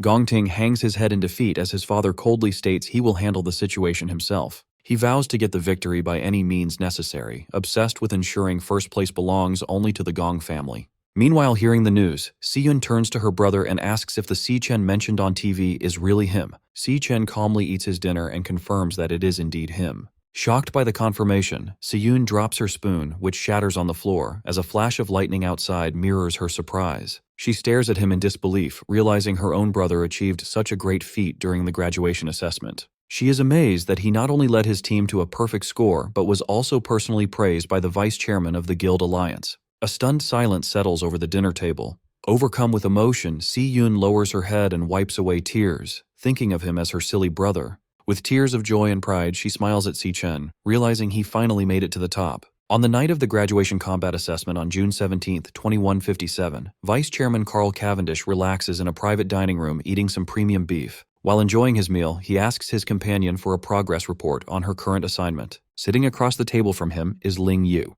She hands over a black folder with top-secret files on a subject called the Devourer. She informs Carl that the target left no traces over the past year and warns that their surveillance might be discovered. Unbothered by the warning, Carl praises her work and tells her to eat first. Ling Yu hesitates, mentioning she has one more piece of information to share. She reveals she noticed a highly suspicious individual who recently contacted Carl, which immediately grabs his attention. She explains that the rapid rate of this person's power increase is completely abnormal. Inside the Devil Tower, a shirtless Si-chen crackles with golden electricity. He reflects that he has spent over half a month on the first floor, taking out nearly every monster. He has fully adapted to the floor's 10 times gravity. His system interface shows his Lightning Assassin class at level 17, with heavily boosted stats. After the graduation battle, his Lightning Assassin class reached 100% proficiency and rewarded him with an attribute point. This confirms that actively using a class increases its proficiency. Surrounded by the glowing avatars of his 4 classes, Si-chen realizes none of them have reached their maximum limit yet. He puts his new point into speed, the most important stat for an assassin. The multiplier boosts his speed to 740, equal to an A-rank assassin. Even with this massive speed increase, he finds himself in a tense standoff against a pack of glowing purple phantom lionesses. His main problem is the floor's lord, a massive phantom lion king, which he has been unable to hit. As 2 lionesses lunge at him, Si-chen activates his Divine Flash skill, transforming into golden lightning to meet them. He notices the Lion King's strange abilities. Whenever he finds an opening to strike, the creature instantly vanishes before the attack lands. He analyzes the pack's combat patterns. They adjust their positions rapidly, but 2 lionesses always fight in close combat while 2 stay on standby. The Lion King also constantly maintains a safe distance from him. Si-chen narrows his eyes in frustration, realizing the Lord refuses to fight directly. Staring down the massive beast, Si-chen wonders what kind of combat class this evasive Lion King possesses. As a phantom lioness charges, Si-chen counters and thrusts a powerful bolt of lightning directly into its mouth. Just as he is about to land a fatal blow, the creature vanishes in a flash of pink light, leaving him frustrated. He figures out this teleportation ability isn't limited to the Lord. The lionesses also vanish when he tries to finish them off. A spatial portal opens, allowing the targeted lioness to safely reappear next to the Lion King. The pack's strategy becomes clear. The moment he pauses, another lioness lunges forward to bait his attacks. Determined to break their coordination, Si-chen channels Golden Lightning and unleashes a rapid flurry of slashes. However, the beasts keep vanishing before his blades connect. The pack strictly maintains its formation, teleporting back to the Lion King whenever they are in danger. The lionesses force Si-chen to constantly block their glowing claws. Every strike from Si-chen meets the same result as the lionesses vanish to evade damage. They flawlessly rotate attackers through the portals, keeping a fresh beast on the assault. Si-chen continues to strike the lunging beasts, but the cycle persists as they vanish at the exact moment of impact. The lionesses continue their endless loop of attacks, forcing Si-chen into an exhausting battle. Sweating from the relentless pace, Si-chen glares at the Lion King, realizing the Lord is purposely dragging out the fight to toy with him. Leaping into the air to evade a beast, he wonders why he is stubbornly trying to beat teleporting enemies using only speed. Deciding on a new tactic, Si-chen opens his system interface and initiates a class switch, enveloping himself in freezing blue energy. As ice forms over his body like armor, he reasons that if the Lion King avoids direct combat, he doesn't need to use a close combat class. The transformation turns his hair white and his eyes glowing blue. He resolves to use the mage class to shut down the beast's evasive tactics. The system confirms his class switch to the level 17 Cloud Mage, Frostbone Skeleton King. Standing tall with an icy crown, Si Chen prepares to use his area of effect spells to control the battlefield. Now in his level 17 Cloud Mage class, Frostbone Skeleton King, Si Chen floats high above the battlefield and unleashes a wide-scale spell called Frost Spike. A heavy barrage of ice spikes rains down, causing massive explosions that force the Phantom Lionesses to scatter and retreat. Observing the chaos from above, Si Chen notes that while mages might be weak in close combat, their long-range attacks allow them to completely dominate the battlefield. He targets the Lion King with a concentrated shower of falling ice spikes. Just as the attack is about to hit, the beast uses its spatial ability to vanish. The Lion King emerges from a portal a safe distance away, easily dodging the strike. As the Lion King regroups with the other lionesses, a massive, swirling vortex of icy energy suddenly surrounds them, trapping the entire pack. Si Chen notes that by forcing the beast into his kill zone, he has stopped their hit-and-run tactics. Sensing danger from above, the panicked Lion King looks up to see Si Chen creating a giant sphere of freezing energy called a Frost Blast Bomb. Si Chen coldly states that there is nowhere left for them to hide, leaving the shocked Lion King to let out a desperate roar. Si Chen throws the massive ice bomb downward, detonating upon hitting the ground. The impact covers the entire area in a blinding flash of white light and freezing energy. When the light clears, the devastating power of the spell is shown, leaving the Lion King and its pack frozen solid within jagged pillars of ice. With his targets completely trapped, Si Chen does a rapid class switch, summoning a glowing pink sword into his hand. His eyes glow blue as he confidently declares that the battle on the Dreadspire's first floor is finally over. Using his Stellar Warrior class, Si Chen leaps toward the frozen targets and unleashes a heavy downward strike called Triple Cataclysm. The energy blade easily slices through the trapped lionesses, shattering their icy prisons and cutting them down in one sweep. The defeated beasts dissolve into dark mist, leaving Si Chen standing victorious beside the fallen Lion King. The system confirms his victory. His alias, Ash C, levels up to 24, and he is rewarded with several Phantomane bones and a rare heart. A new prompt appears over the defeated Lion King, showing the boss monster is ready to be devoured. Si Chen stands over the dead beast, gathering a bright light in his hand as he starts the absorption process. His eyes glow red as he focuses his energy on the body, wanting to find out what evasive class the monster used against him. Activating his absorber ability, Si Chen pulls a swirling vortex of dark red energy from the fallen beast into his fist. The energy forms a new system card in his palm, revealing the Lion King's Stellar Tamer class. The card explains its annoying abilities, forcing contracts with other beasts and instantly teleporting them across the battlefield. Examining the Stellar Tamer card, Si Chen reflects that he has never seen a class like this before. This discovery helps him understand why the boss avoided direct combat. He figures out that the Lion King's base stats were simply too weak, forcing it to hide behind its teleporting minions. Reading the card's skills, Si Chen admits that the Stellar Warp teleportation ability is incredibly powerful. He also finds the Stellar Pact ability interesting, though it relies heavily on intimidating the target into submitting. He realizes that to get a contracted beast of his own, he will need to use a very aggressive and terrifying approach. Suddenly, the starry void around him shatters into blinding light, catching him off guard as the environment changes drastically. The illusion breaks completely, revealing the Dreadspire's true first floor, a vast, hot desert of rolling sand dunes. Looking at the barren wasteland and giant skeletons scattered across the sand, Si Chen wonders what disaster caused such destruction. A crackling sound draws his attention to a nearby dune. A vertical rift expands into a fiery portal, signaling that the gateway to the second floor is officially open. Just as he prepares to move, a hostile glare and low growl from the shadows behind him make him quickly turn around. He traces the glowing pink eyes to a large ribcage buried in the sand. Hiding inside is a fluffy lion cub, fiercely growling despite being bound by magical chains. Si Chen is genuinely surprised to find that one little lion managed to survive the battle. Assuming it is the final remaining enemy, he forms a lightning dagger in his hand and prepares to finish the job. As he approaches the hiding cub, he realizes a crucial detail. Since the cub didn't disappear when the Lion King died, it must not be one of the boss's contracted minions. Looking closer at the chains wrapped tightly around the small creature, Si Chen wonders if the Lion King had kept the cub imprisoned there against its will. Staring down at the bound cub, Si Chen gives an intimidating glare, leaving the tiny creature completely terrified. Instead of attacking the cub, Si Chen quickly swings his dagger to shatter the magical chains holding it captive. Freed from its bindings, the little lion falls safely onto the sand. Si Chen turns away, calmly stating that he is giving the cub its freedom back. As he prepares to leave, Si Chen asks the cub if this ruined place used to be its home. The tiny lion shakes off the dust as it watches him. With a sympathetic look, Si Chen reflects on the tragedy of watching loved ones die and seeing everything you care about destroyed. The cub stares at him as Si-chen admits he knows exactly what that pain feels like. Walking toward the portal, Si-chen advises the cub to stay alive and keep moving forward, announcing it is time for him to head to the next floor. Suddenly, a glowing system interface appears beside his face showing a beast contract request. Since the beast started it voluntarily, the success rate is 100%. The contract also unlocks 2 passive skills, sharing experience to boost stats, and letting Si-chen see through the beast's eyes if it is in danger. Si-chen stops and looks back, genuinely surprised by the unexpected prompt. The white cub sits on the sand, looking up at him as the system identifies it as Lion King Leo and asks if Si-chen accepts the creature's request to become his contracted beast. Si-chen looked at the small lion cub, Lion King Leo, asking if it truly wanted to accompany him. The cub answered with a resolute roar. Standing before the fiery portal, Si-chen explained his plan to ascend the Dread Spire, warning that the monsters would only grow more dangerous. He cautioned the cub that it could die, asking for final confirmation. Leo responded with another fierce roar. Seeing the cub's resolve, Si-chen accepted its decision. Their eyes glowed with a bright pink pentagram. The system announced that the contract was accepted, officially establishing their pact.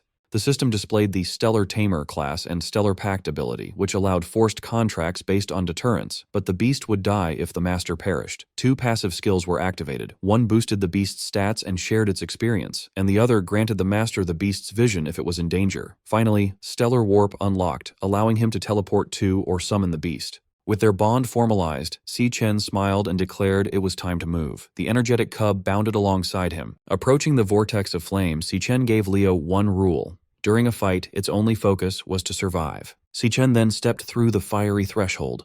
They emerged onto a rocky cliff in a vast subterranean landscape filled with molten rock and pillars of liquid fire. Sweating heavily, Si-chen remarked on the scorching heat, feeling as though the intense temperature could melt him. As they explored, Leo peered over a molten chasm. Si-chen admitted he had no idea what to expect, but a disturbance near the lava suddenly startled the cub. A blinding light erupted. Si-chen's instincts flared, his eyes glowing red as he instantly sensed a massive threat. Before he could brace himself, a devastatingly fast attack blasted straight through his chest. Si-chen bolted upright in bed in the real world, gasping and clutching his chest. He realized he had been instantly killed before seeing his attacker, baffled by its nightmare-level power. Still trembling from the phantom shock of death, he wondered what kind of monster lived on the tower's 2nd floor. His dread was interrupted when his sister, Si-yun, called from outside his door that breakfast was ready. At the table, Si-chen stared at a lavish breakfast of ramen and fresh fruit.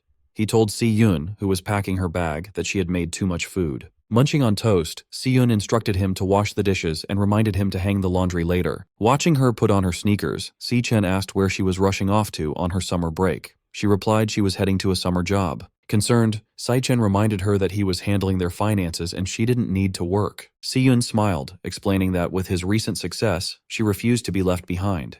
She added that doing nothing all summer sounded terrible, then cheerfully reminded him to do his chores and left. Following his sister's instructions, Si-chen washed the dishes and hung the wet laundry in the living room. Finishing his chores, he reflected that his sister had always been like this. Looking at a framed photo of them, he admired how tough and unshakable she remained. Ironically, even though she wasn't an adult, he often felt she was the one looking after him. His thoughts darkened toward his looming responsibilities. Once his school affairs were settled, he had to confront the Demon King Wrath. This battle would keep him away from Si-yun for a long time. Recalling her smile, he admitted she was the only person he couldn't stop worrying about. Suddenly, an idea struck him. Pressing his fingers to his temple, he wondered if a certain experiment might work. His eyes glowed pink as he channeled his abilities. A portal materialized, and Lion King Leo tumbled out, landing safely in the room. Si-chen stared in disbelief. He was amazed he could pull his contracted beast out of the Dread Spire and into the real world.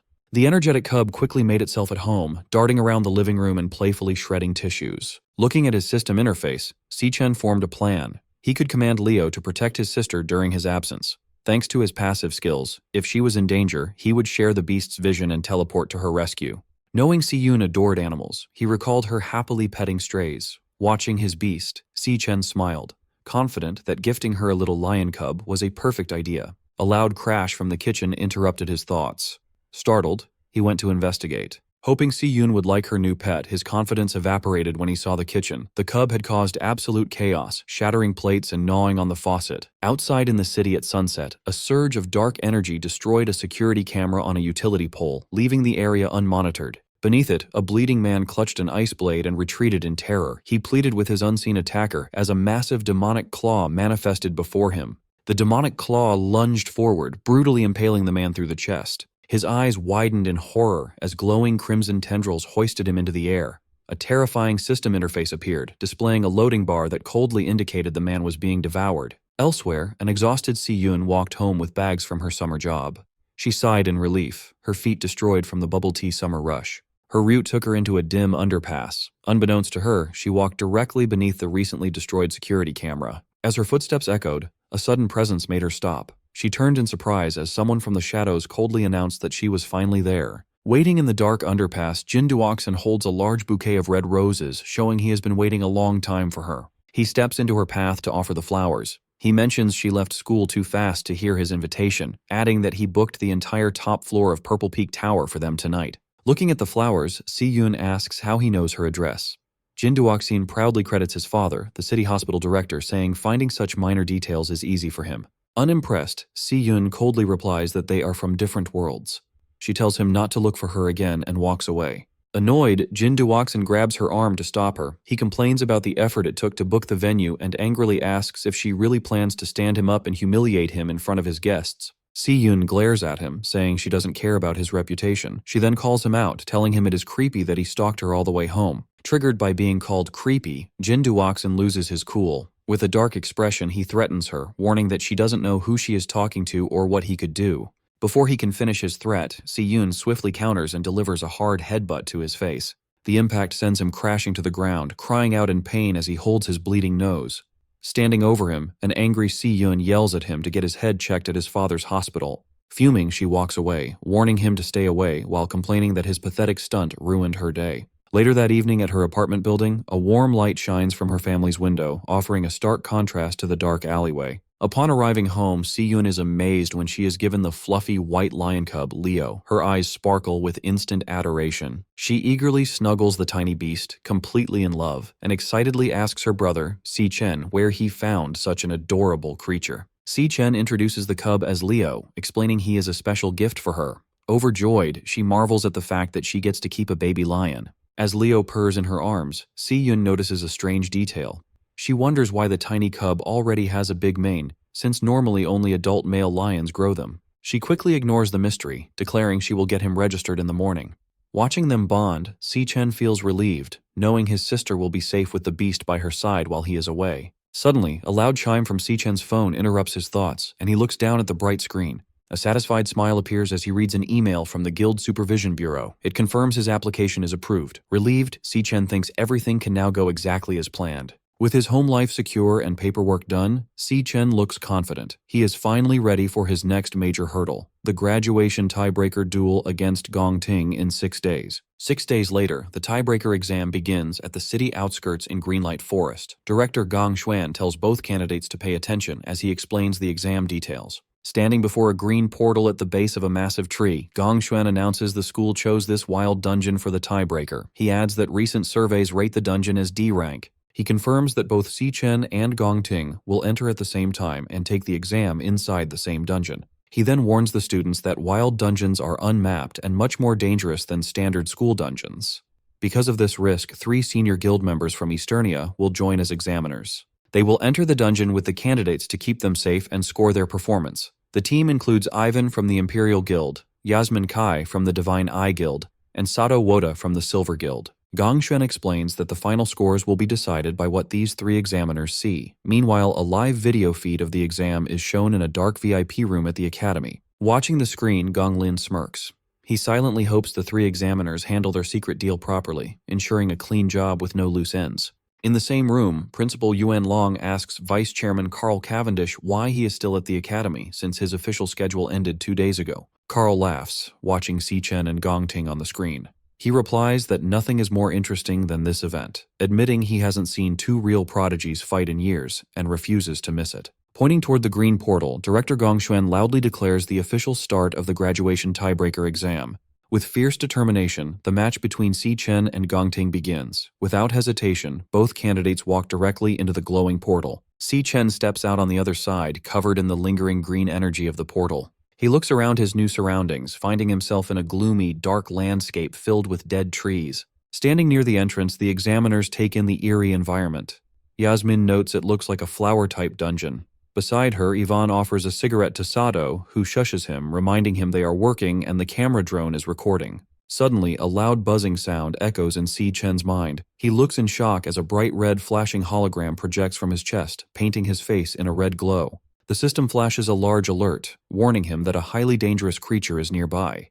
Stunned, Si Chen realizes this is the first time his demon heart has ever issued such a serious warning. Soon the system alert abruptly vanishes, leaving Si Chen wondering if a high-ranking monster truly lurks inside this mere D-rank dungeon. He and Gong Ting continue their trek down a desolate path framed by massive, gnarled roots and twisting branches. Gong Ting confidently takes the lead, navigating the foggy terrain, while Si Chen follows closely behind. Observing the candidates from a high ridge, Yasmin notes the fog's suffocating thickness. Beside her, Sato Woda orders the examiner team to stay on high alert and keep their eyes glued to the examinees. A loud crack abruptly shatters the tense silence as the rocky ground violently ruptures before the students. A grotesque, massive insectoid creature bursts from the earth, identified by the system as a poison cage ant, a D-rank flower archer. Reacting instantly, Gong Ting unsheathes his katana and charges aggressively at the towering beast. Watching this swift response, Ivan praises the young man's exceptional reaction time. However, Sato Woda cautions that wild dungeon monsters are faster, crueler, and far more underhanded than anything used in school training.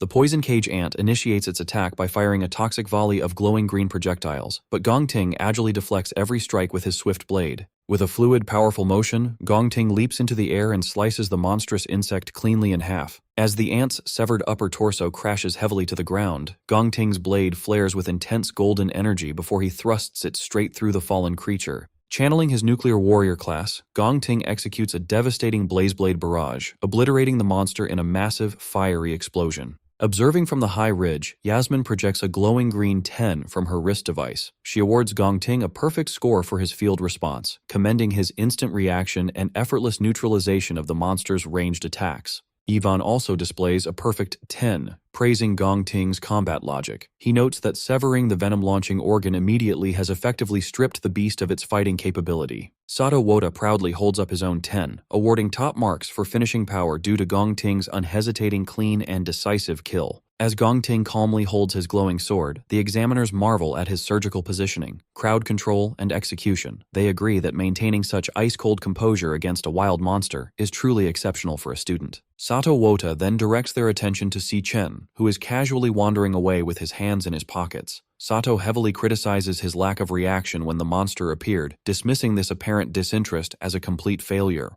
Gong Ting remains silent, simply staring at his rival's remarkably relaxed and unbothered demeanor. In the VIP observation room, Carl Cavendish and Principal Yuan Long closely monitor Si Chen. Carl casually asks the principal what he thinks the young man is actually trying to accomplish out in the fog.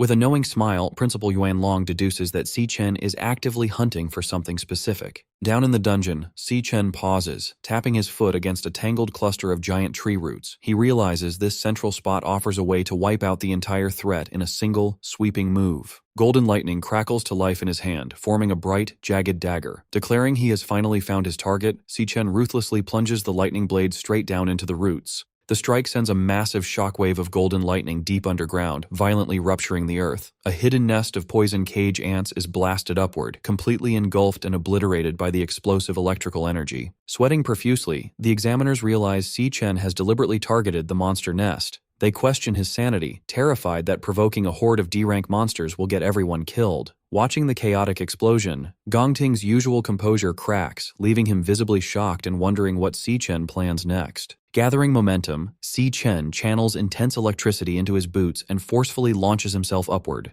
Tapping into his lightning assassin class, he activates his flash god skill, rocketing into the sky as a blinding streak of golden light. Moving at incomprehensible speeds, Si Chen intercepts the swarm of poison cage ants launched by his explosive trap. He unleashes a rapid, relentless flurry of slashes against the airborne monsters. Darting between targets mid-air, he leaves behind a zigzagging web of golden lightning, systematically shredding the entire cluster of beasts in seconds before gracefully descending back to Earth. As Si Chen touches down, the severed remains of the D-rank monsters rain from the sky while golden lightning slowly dissipates from his hands. Up on the ridge, the three examiners are completely dumbfounded. Sweating in disbelief, Sato Woda struggles to process the spectacle. As Si Chen casually casually brushes green monster blood off his jacket. The examiners realize in shock that his official school report lists him as a mere E-rank awakener. They find it utterly absurd that an E-rank student can effortlessly wipe out a massive swarm of D-rank monsters. Realizing they cannot logically justify giving such a flawless performance a low grade, the compromised examiners frantically whisper among themselves. Desperate to fulfill their corrupt deal to sabotage Si Chen, they consider inventing unfair excuses, like flagging his approach as dangerously reckless or penalizing his technique. Back in the VIP observation room, Carl erupts into boisterous laughter, praising Principal Yuan Long for accurately predicting that Si Chen is hiding his true potential.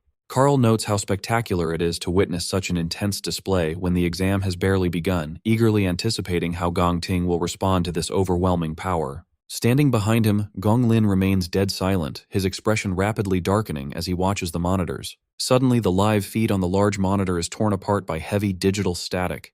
The image glitches wildly before going entirely blank, replaced by a stark red warning indicating a lost signal. Principal Yuan Long furrows his brow, staring at the dead monitor and questioning aloud why the transmission is cutting out yet again. Outside the dungeon entrance, rapid warning beeps blare from the monitoring equipment. A technician frantically types at his console as the system flashes a critical alert regarding a severe signal anomaly. The diagnostic screen shows the dungeon's official D-rank classification violently glitching into an unreadable question mark. Simultaneously, internal communication signal strength crashes to absolute zero. The technician stares at the corrupted data in pure shock. Director Gongshuan breaks into a cold sweat, demanding to know what catastrophic event is happening inside the dungeon. Their panic peaks when the portal's swirling green energy suddenly dissipates. The glowing threshold vanishes entirely, leaving nothing but an ordinary empty cave opening that effectively traps the candidates inside. Deep within the isolated dungeon, a sinister, ethereal melody begins echoing through the gloom, physically manifesting as floating, glowing pink and green musical notes. Si Chen freezes, listening intently to the eerie tune. He immediately recognizes the terrifying presence hidden within the melody. It is the voice of the Demon King, Wrath. Outside the dungeon at 4 p.m., the cave entrance suddenly seals itself, morphing into a solid rock face. Director Gongshuan panics, demanding to know how the gateway has vanished. A technician reports a complete loss of connection, noting that the equipment threw a series of critical signal errors just moments prior. Sweating with anxiety, he orders his staff to get command on the line immediately. He fears that a catastrophe has just unfolded inside the isolated dungeon. Meanwhile, inside the dungeon, an eerie melody physically manifests as floating musical notes in the air. Si Chen and Gong Ting pause, taking notice of the bizarre phenomenon surrounding them. The examiners are equally confused by the sudden shift in the atmosphere. Yasmin Kai asks the others if they hear the noise, and Sato Wota confirms that it sounds like strange music. Feeling the heavy rhythmic thuds of the melody, Si Chen grows deeply alarmed. He immediately recognizes the sound as the voice of the Demon King, Wrath. He desperately wonders why Wrath is present in this low-level dungeon, knowing the Demon King is not supposed to appear for another 3 years. Suddenly, the Demon Heart system bombards Si Chen with severe high-danger alerts. He tenses up, realizing the interface is screaming at him about an imminent, lethal threat. As heavy thuds shake the ground beneath him, Si Chen realizes that something massive stands right behind him in the fog. A sinister laugh echoes through the cavern as a towering, shadowy figure approaches through the thick mist. Visibly shaken by the overwhelming presence, Sato Wota wonders what kind of monster hides in the fog, just as 2 glowing eyes pierce the gloom. The creature steps into view, revealing itself as a grotesque humanoid mantis monster radiating dark energy. Glaring down at the group, it sinisterly welcomes the humans and declares that they have walked right into its trap. Stunned to hear the creature speak, Sato Wota realizes that a monster capable of forming words must be at least a high-tier C-rank beast. He frantically questions how such a powerful entity can possibly exist inside a D-rank dungeon. Fearing the high-level monster will slaughter the students, Sato summons a massive, glowing axe and leaps forward to intercept it. He urgently orders everyone to get behind him for protection. Before Sato can even land his strike, the mantis demon counters with blinding speed. In a single brutal motion, it swings its scythe-like appendage and cleanly severs Sato's entire arm. As the other examiners freeze in horror, the mantis demon instantly vanishes and reappears directly behind Gong Ting. Raising its bloodied scythe, it mocks the group, telling them to curl up and accept their fate. With a sickening thud, the monster ruthlessly drives its blade straight through Gong Ting's shoulder and out of his chest, commanding the young man to die.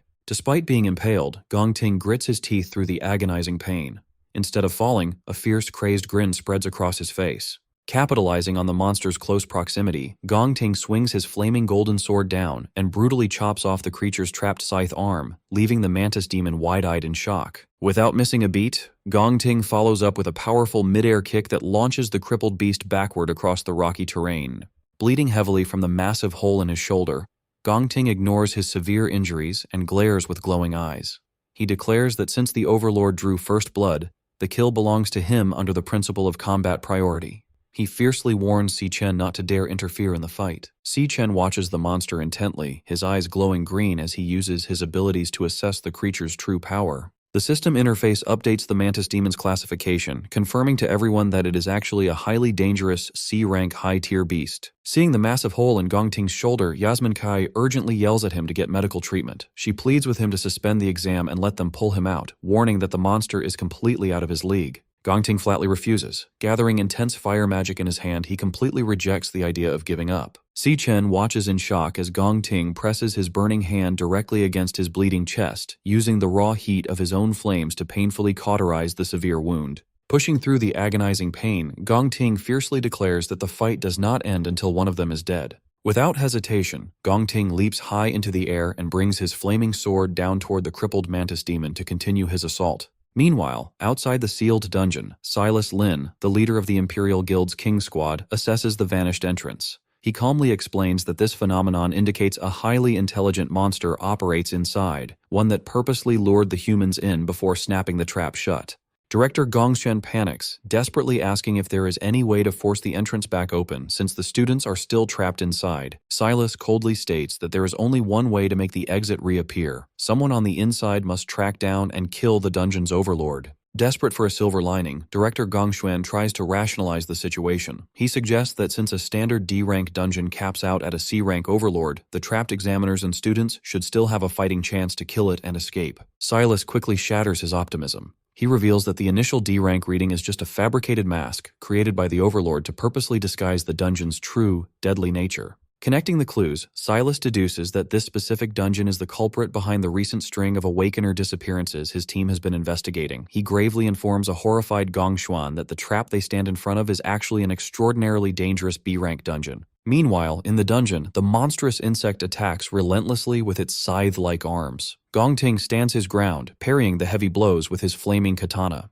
He quickly retreats to evade a sweeping strike. As the beast raises its arm for a devastating blow, Gong Ting vaults into the air. The creature's attack misses. Its bladed limb buries deep into the ground and becomes firmly stuck. Seizing the opportunity, Gong Ting declares that he has the monster trapped. With a swift, powerful swing of his glowing sword, he severs the creature's head. The decapitated head tumbles across the rocky terrain as the rest of the group gathers. Yasmin watches in stunned disbelief, amazed that Gong Ting has managed to defeat the Overlord entirely on his own. She admits that his strength is genuinely formidable. Nearby, Ivan channels a green healing aura into Sato Wota's injured arm, asking if he is recovering. Sweating, Sato expresses his gratitude for the timely intervention. However, Sato's relief vanishes as he checks his smartwatch. He alerts the others in a panic that his device has lost its signal, leaving them completely isolated. Yasmin and Ivan immediately check their own gear. Yasmin confirms her connection is gone, while Ivan grimly notes that every signal, including their compass positioning system, is completely dead. Sato panics, demanding to know when the camera drones went offline. Gong Ting looks back at him in confusion. Suddenly, the headless mantis monster stands back up. Without warning, the decapitated creature lunges straight at a shocked Gong Ting. Si Chen instantly intervenes, unleashing a flurry of golden lightning strikes that slice the creature into pieces. The system confirms the kill, awarding him experience points. Still reeling, Gong Ting demands to know how the monster kept moving after he cleanly chopped off its head. Si Chen calmly explains that the mantis was never the true overlord. It has been hypnotized the entire time, allowing its body to fight even after death. He urgently orders the examiners and Gong Ting to leave the dungeon immediately, warning that any of them could be the next target.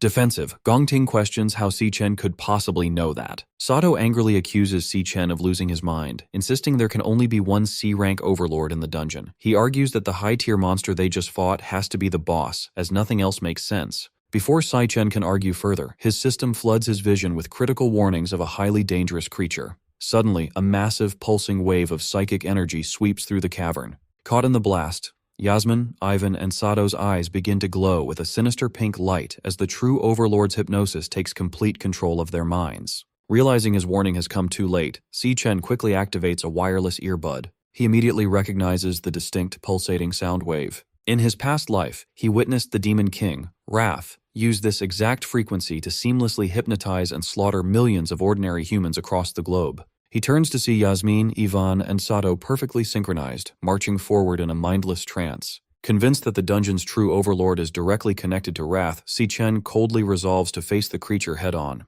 As he follows the hypnotized examiners deeper into the dark cavern, Si-Chen's system continuously bombards him with warnings about highly dangerous creatures ahead. The group soon arrives at a massive, eerie lair filled with glowing green egg sacs, where towering dark serpents guard a central, cloth-draped figure. Si-Chen remains completely unaffected by the monster's alpha frequency thanks to the counter-frequency audio track playing in his earbud, a precaution he prepared specifically for Wrath. However, knowing the unprotected examiners could drop dead from the mental strain at any second, he decides to kill the overlord immediately. The sinister entity senses their arrival, its voice echoing through the cavern as it hungers for their fresh flesh. Si-Chen glares back coldly, ready to fight. In a flashback to years ago, an exhausted and bloody young Gong Ting stands over his brother Gong Cheng after brutally beating him with a broken wooden stick. Watching the violent scene, their father, Gong Lin, coldly congratulates 8-year-old Gong Ting on his victory. Sitting comfortably at a fancy dining table, Gong Lin explains the family's harsh rules. The winner earns the right to eat, while the loser, young Gong Chung, must kneel on the ground until sunrise. Left outside, a bruised and beaten Gong Chung kneels obediently as his stomach growls from hunger. Gong Ting secretly approaches his defeated brother and offers him a piece of bread. Surprised and scared, Gong Chung whispers that their father will severely punish him if he gets caught. Ignoring the risk, Gong Ting firmly tells his brother to shut up and eat. However, Gong Ting's act of kindness is quickly discovered. He is viciously slapped across the face and forced to kneel on the floor, trembling as his father holds a whip over him. Standing over his beaten son, Gong Lin asks if he understands why the Gong family has so much power and status today. He proudly declares that it is because he has never lost a single fight. He drills his ruthless mindset into his son, stating that winners make the rules and losers are forced to follow them. Still defiant despite the abuse, young Gong Ting asks his father if beating him means he gets to make the rules. Gong Lin simply laughs at the challenge. Years later, a badly beaten Gong Ting collapses to his hands and knees. He coughs up blood as his shattered sword falls to the ground, angrily asking his father why he refused his challenge for a fair duel. He demands to know why his father ordered Silas Lin to step in and attack him instead. Unbothered, Gong Lin smirks and explains that his true strength isn't just in his own hands, but in the power and authority he commands over others. Looking down at his defeated son, he says that the world does not run on fair rules. Instead, it runs on one simple truth: you must win no matter what. He continues to drill into Gong Ting that the method doesn't matter, only the final result. As a member of the Gong family, he is expected to always be number one, even if it means throwing away his family, his loyalty, and his own dreams. Gong Lin coldly finishes his lecture, stating that winning is the only reason Gong Ting is allowed to live. These harsh words echo back to Gong Ting's childhood, permanently scarring him with the belief that his survival depends entirely on always winning. Back in the present, the group stands in front of the massive hidden monster overlord. It is surrounded by a nest of giant snakes and glowing green egg sacs. Si-Chen remains completely unaffected by the creature's mind control magic because he prepared a special audio track in his earbud, expecting to face the Demon King Wrath soon. Knowing the hypnotized examiners have no protection and could die from the mental strain at any second, he decides to kill the beast immediately. Right before he can attack, Gong Ting suddenly grabs his wrist and desperately whispers for him to stop. To break free from the monster's mind control, Gong Ting roughly digs his fingers right into his own severe chest wound, spilling fresh blood onto the floor. Breathing heavily from the intense pain, he admits he doesn't know how Si-Chen resisted the trance.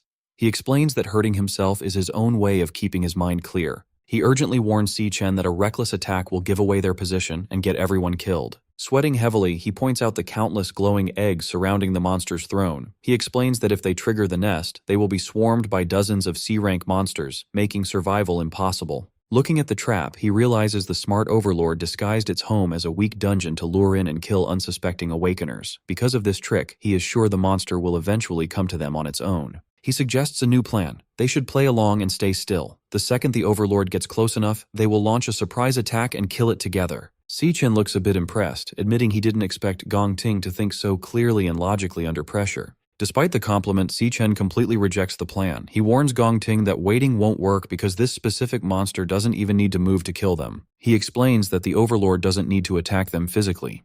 With just a single thought, it can force anyone under its spell to kill themselves.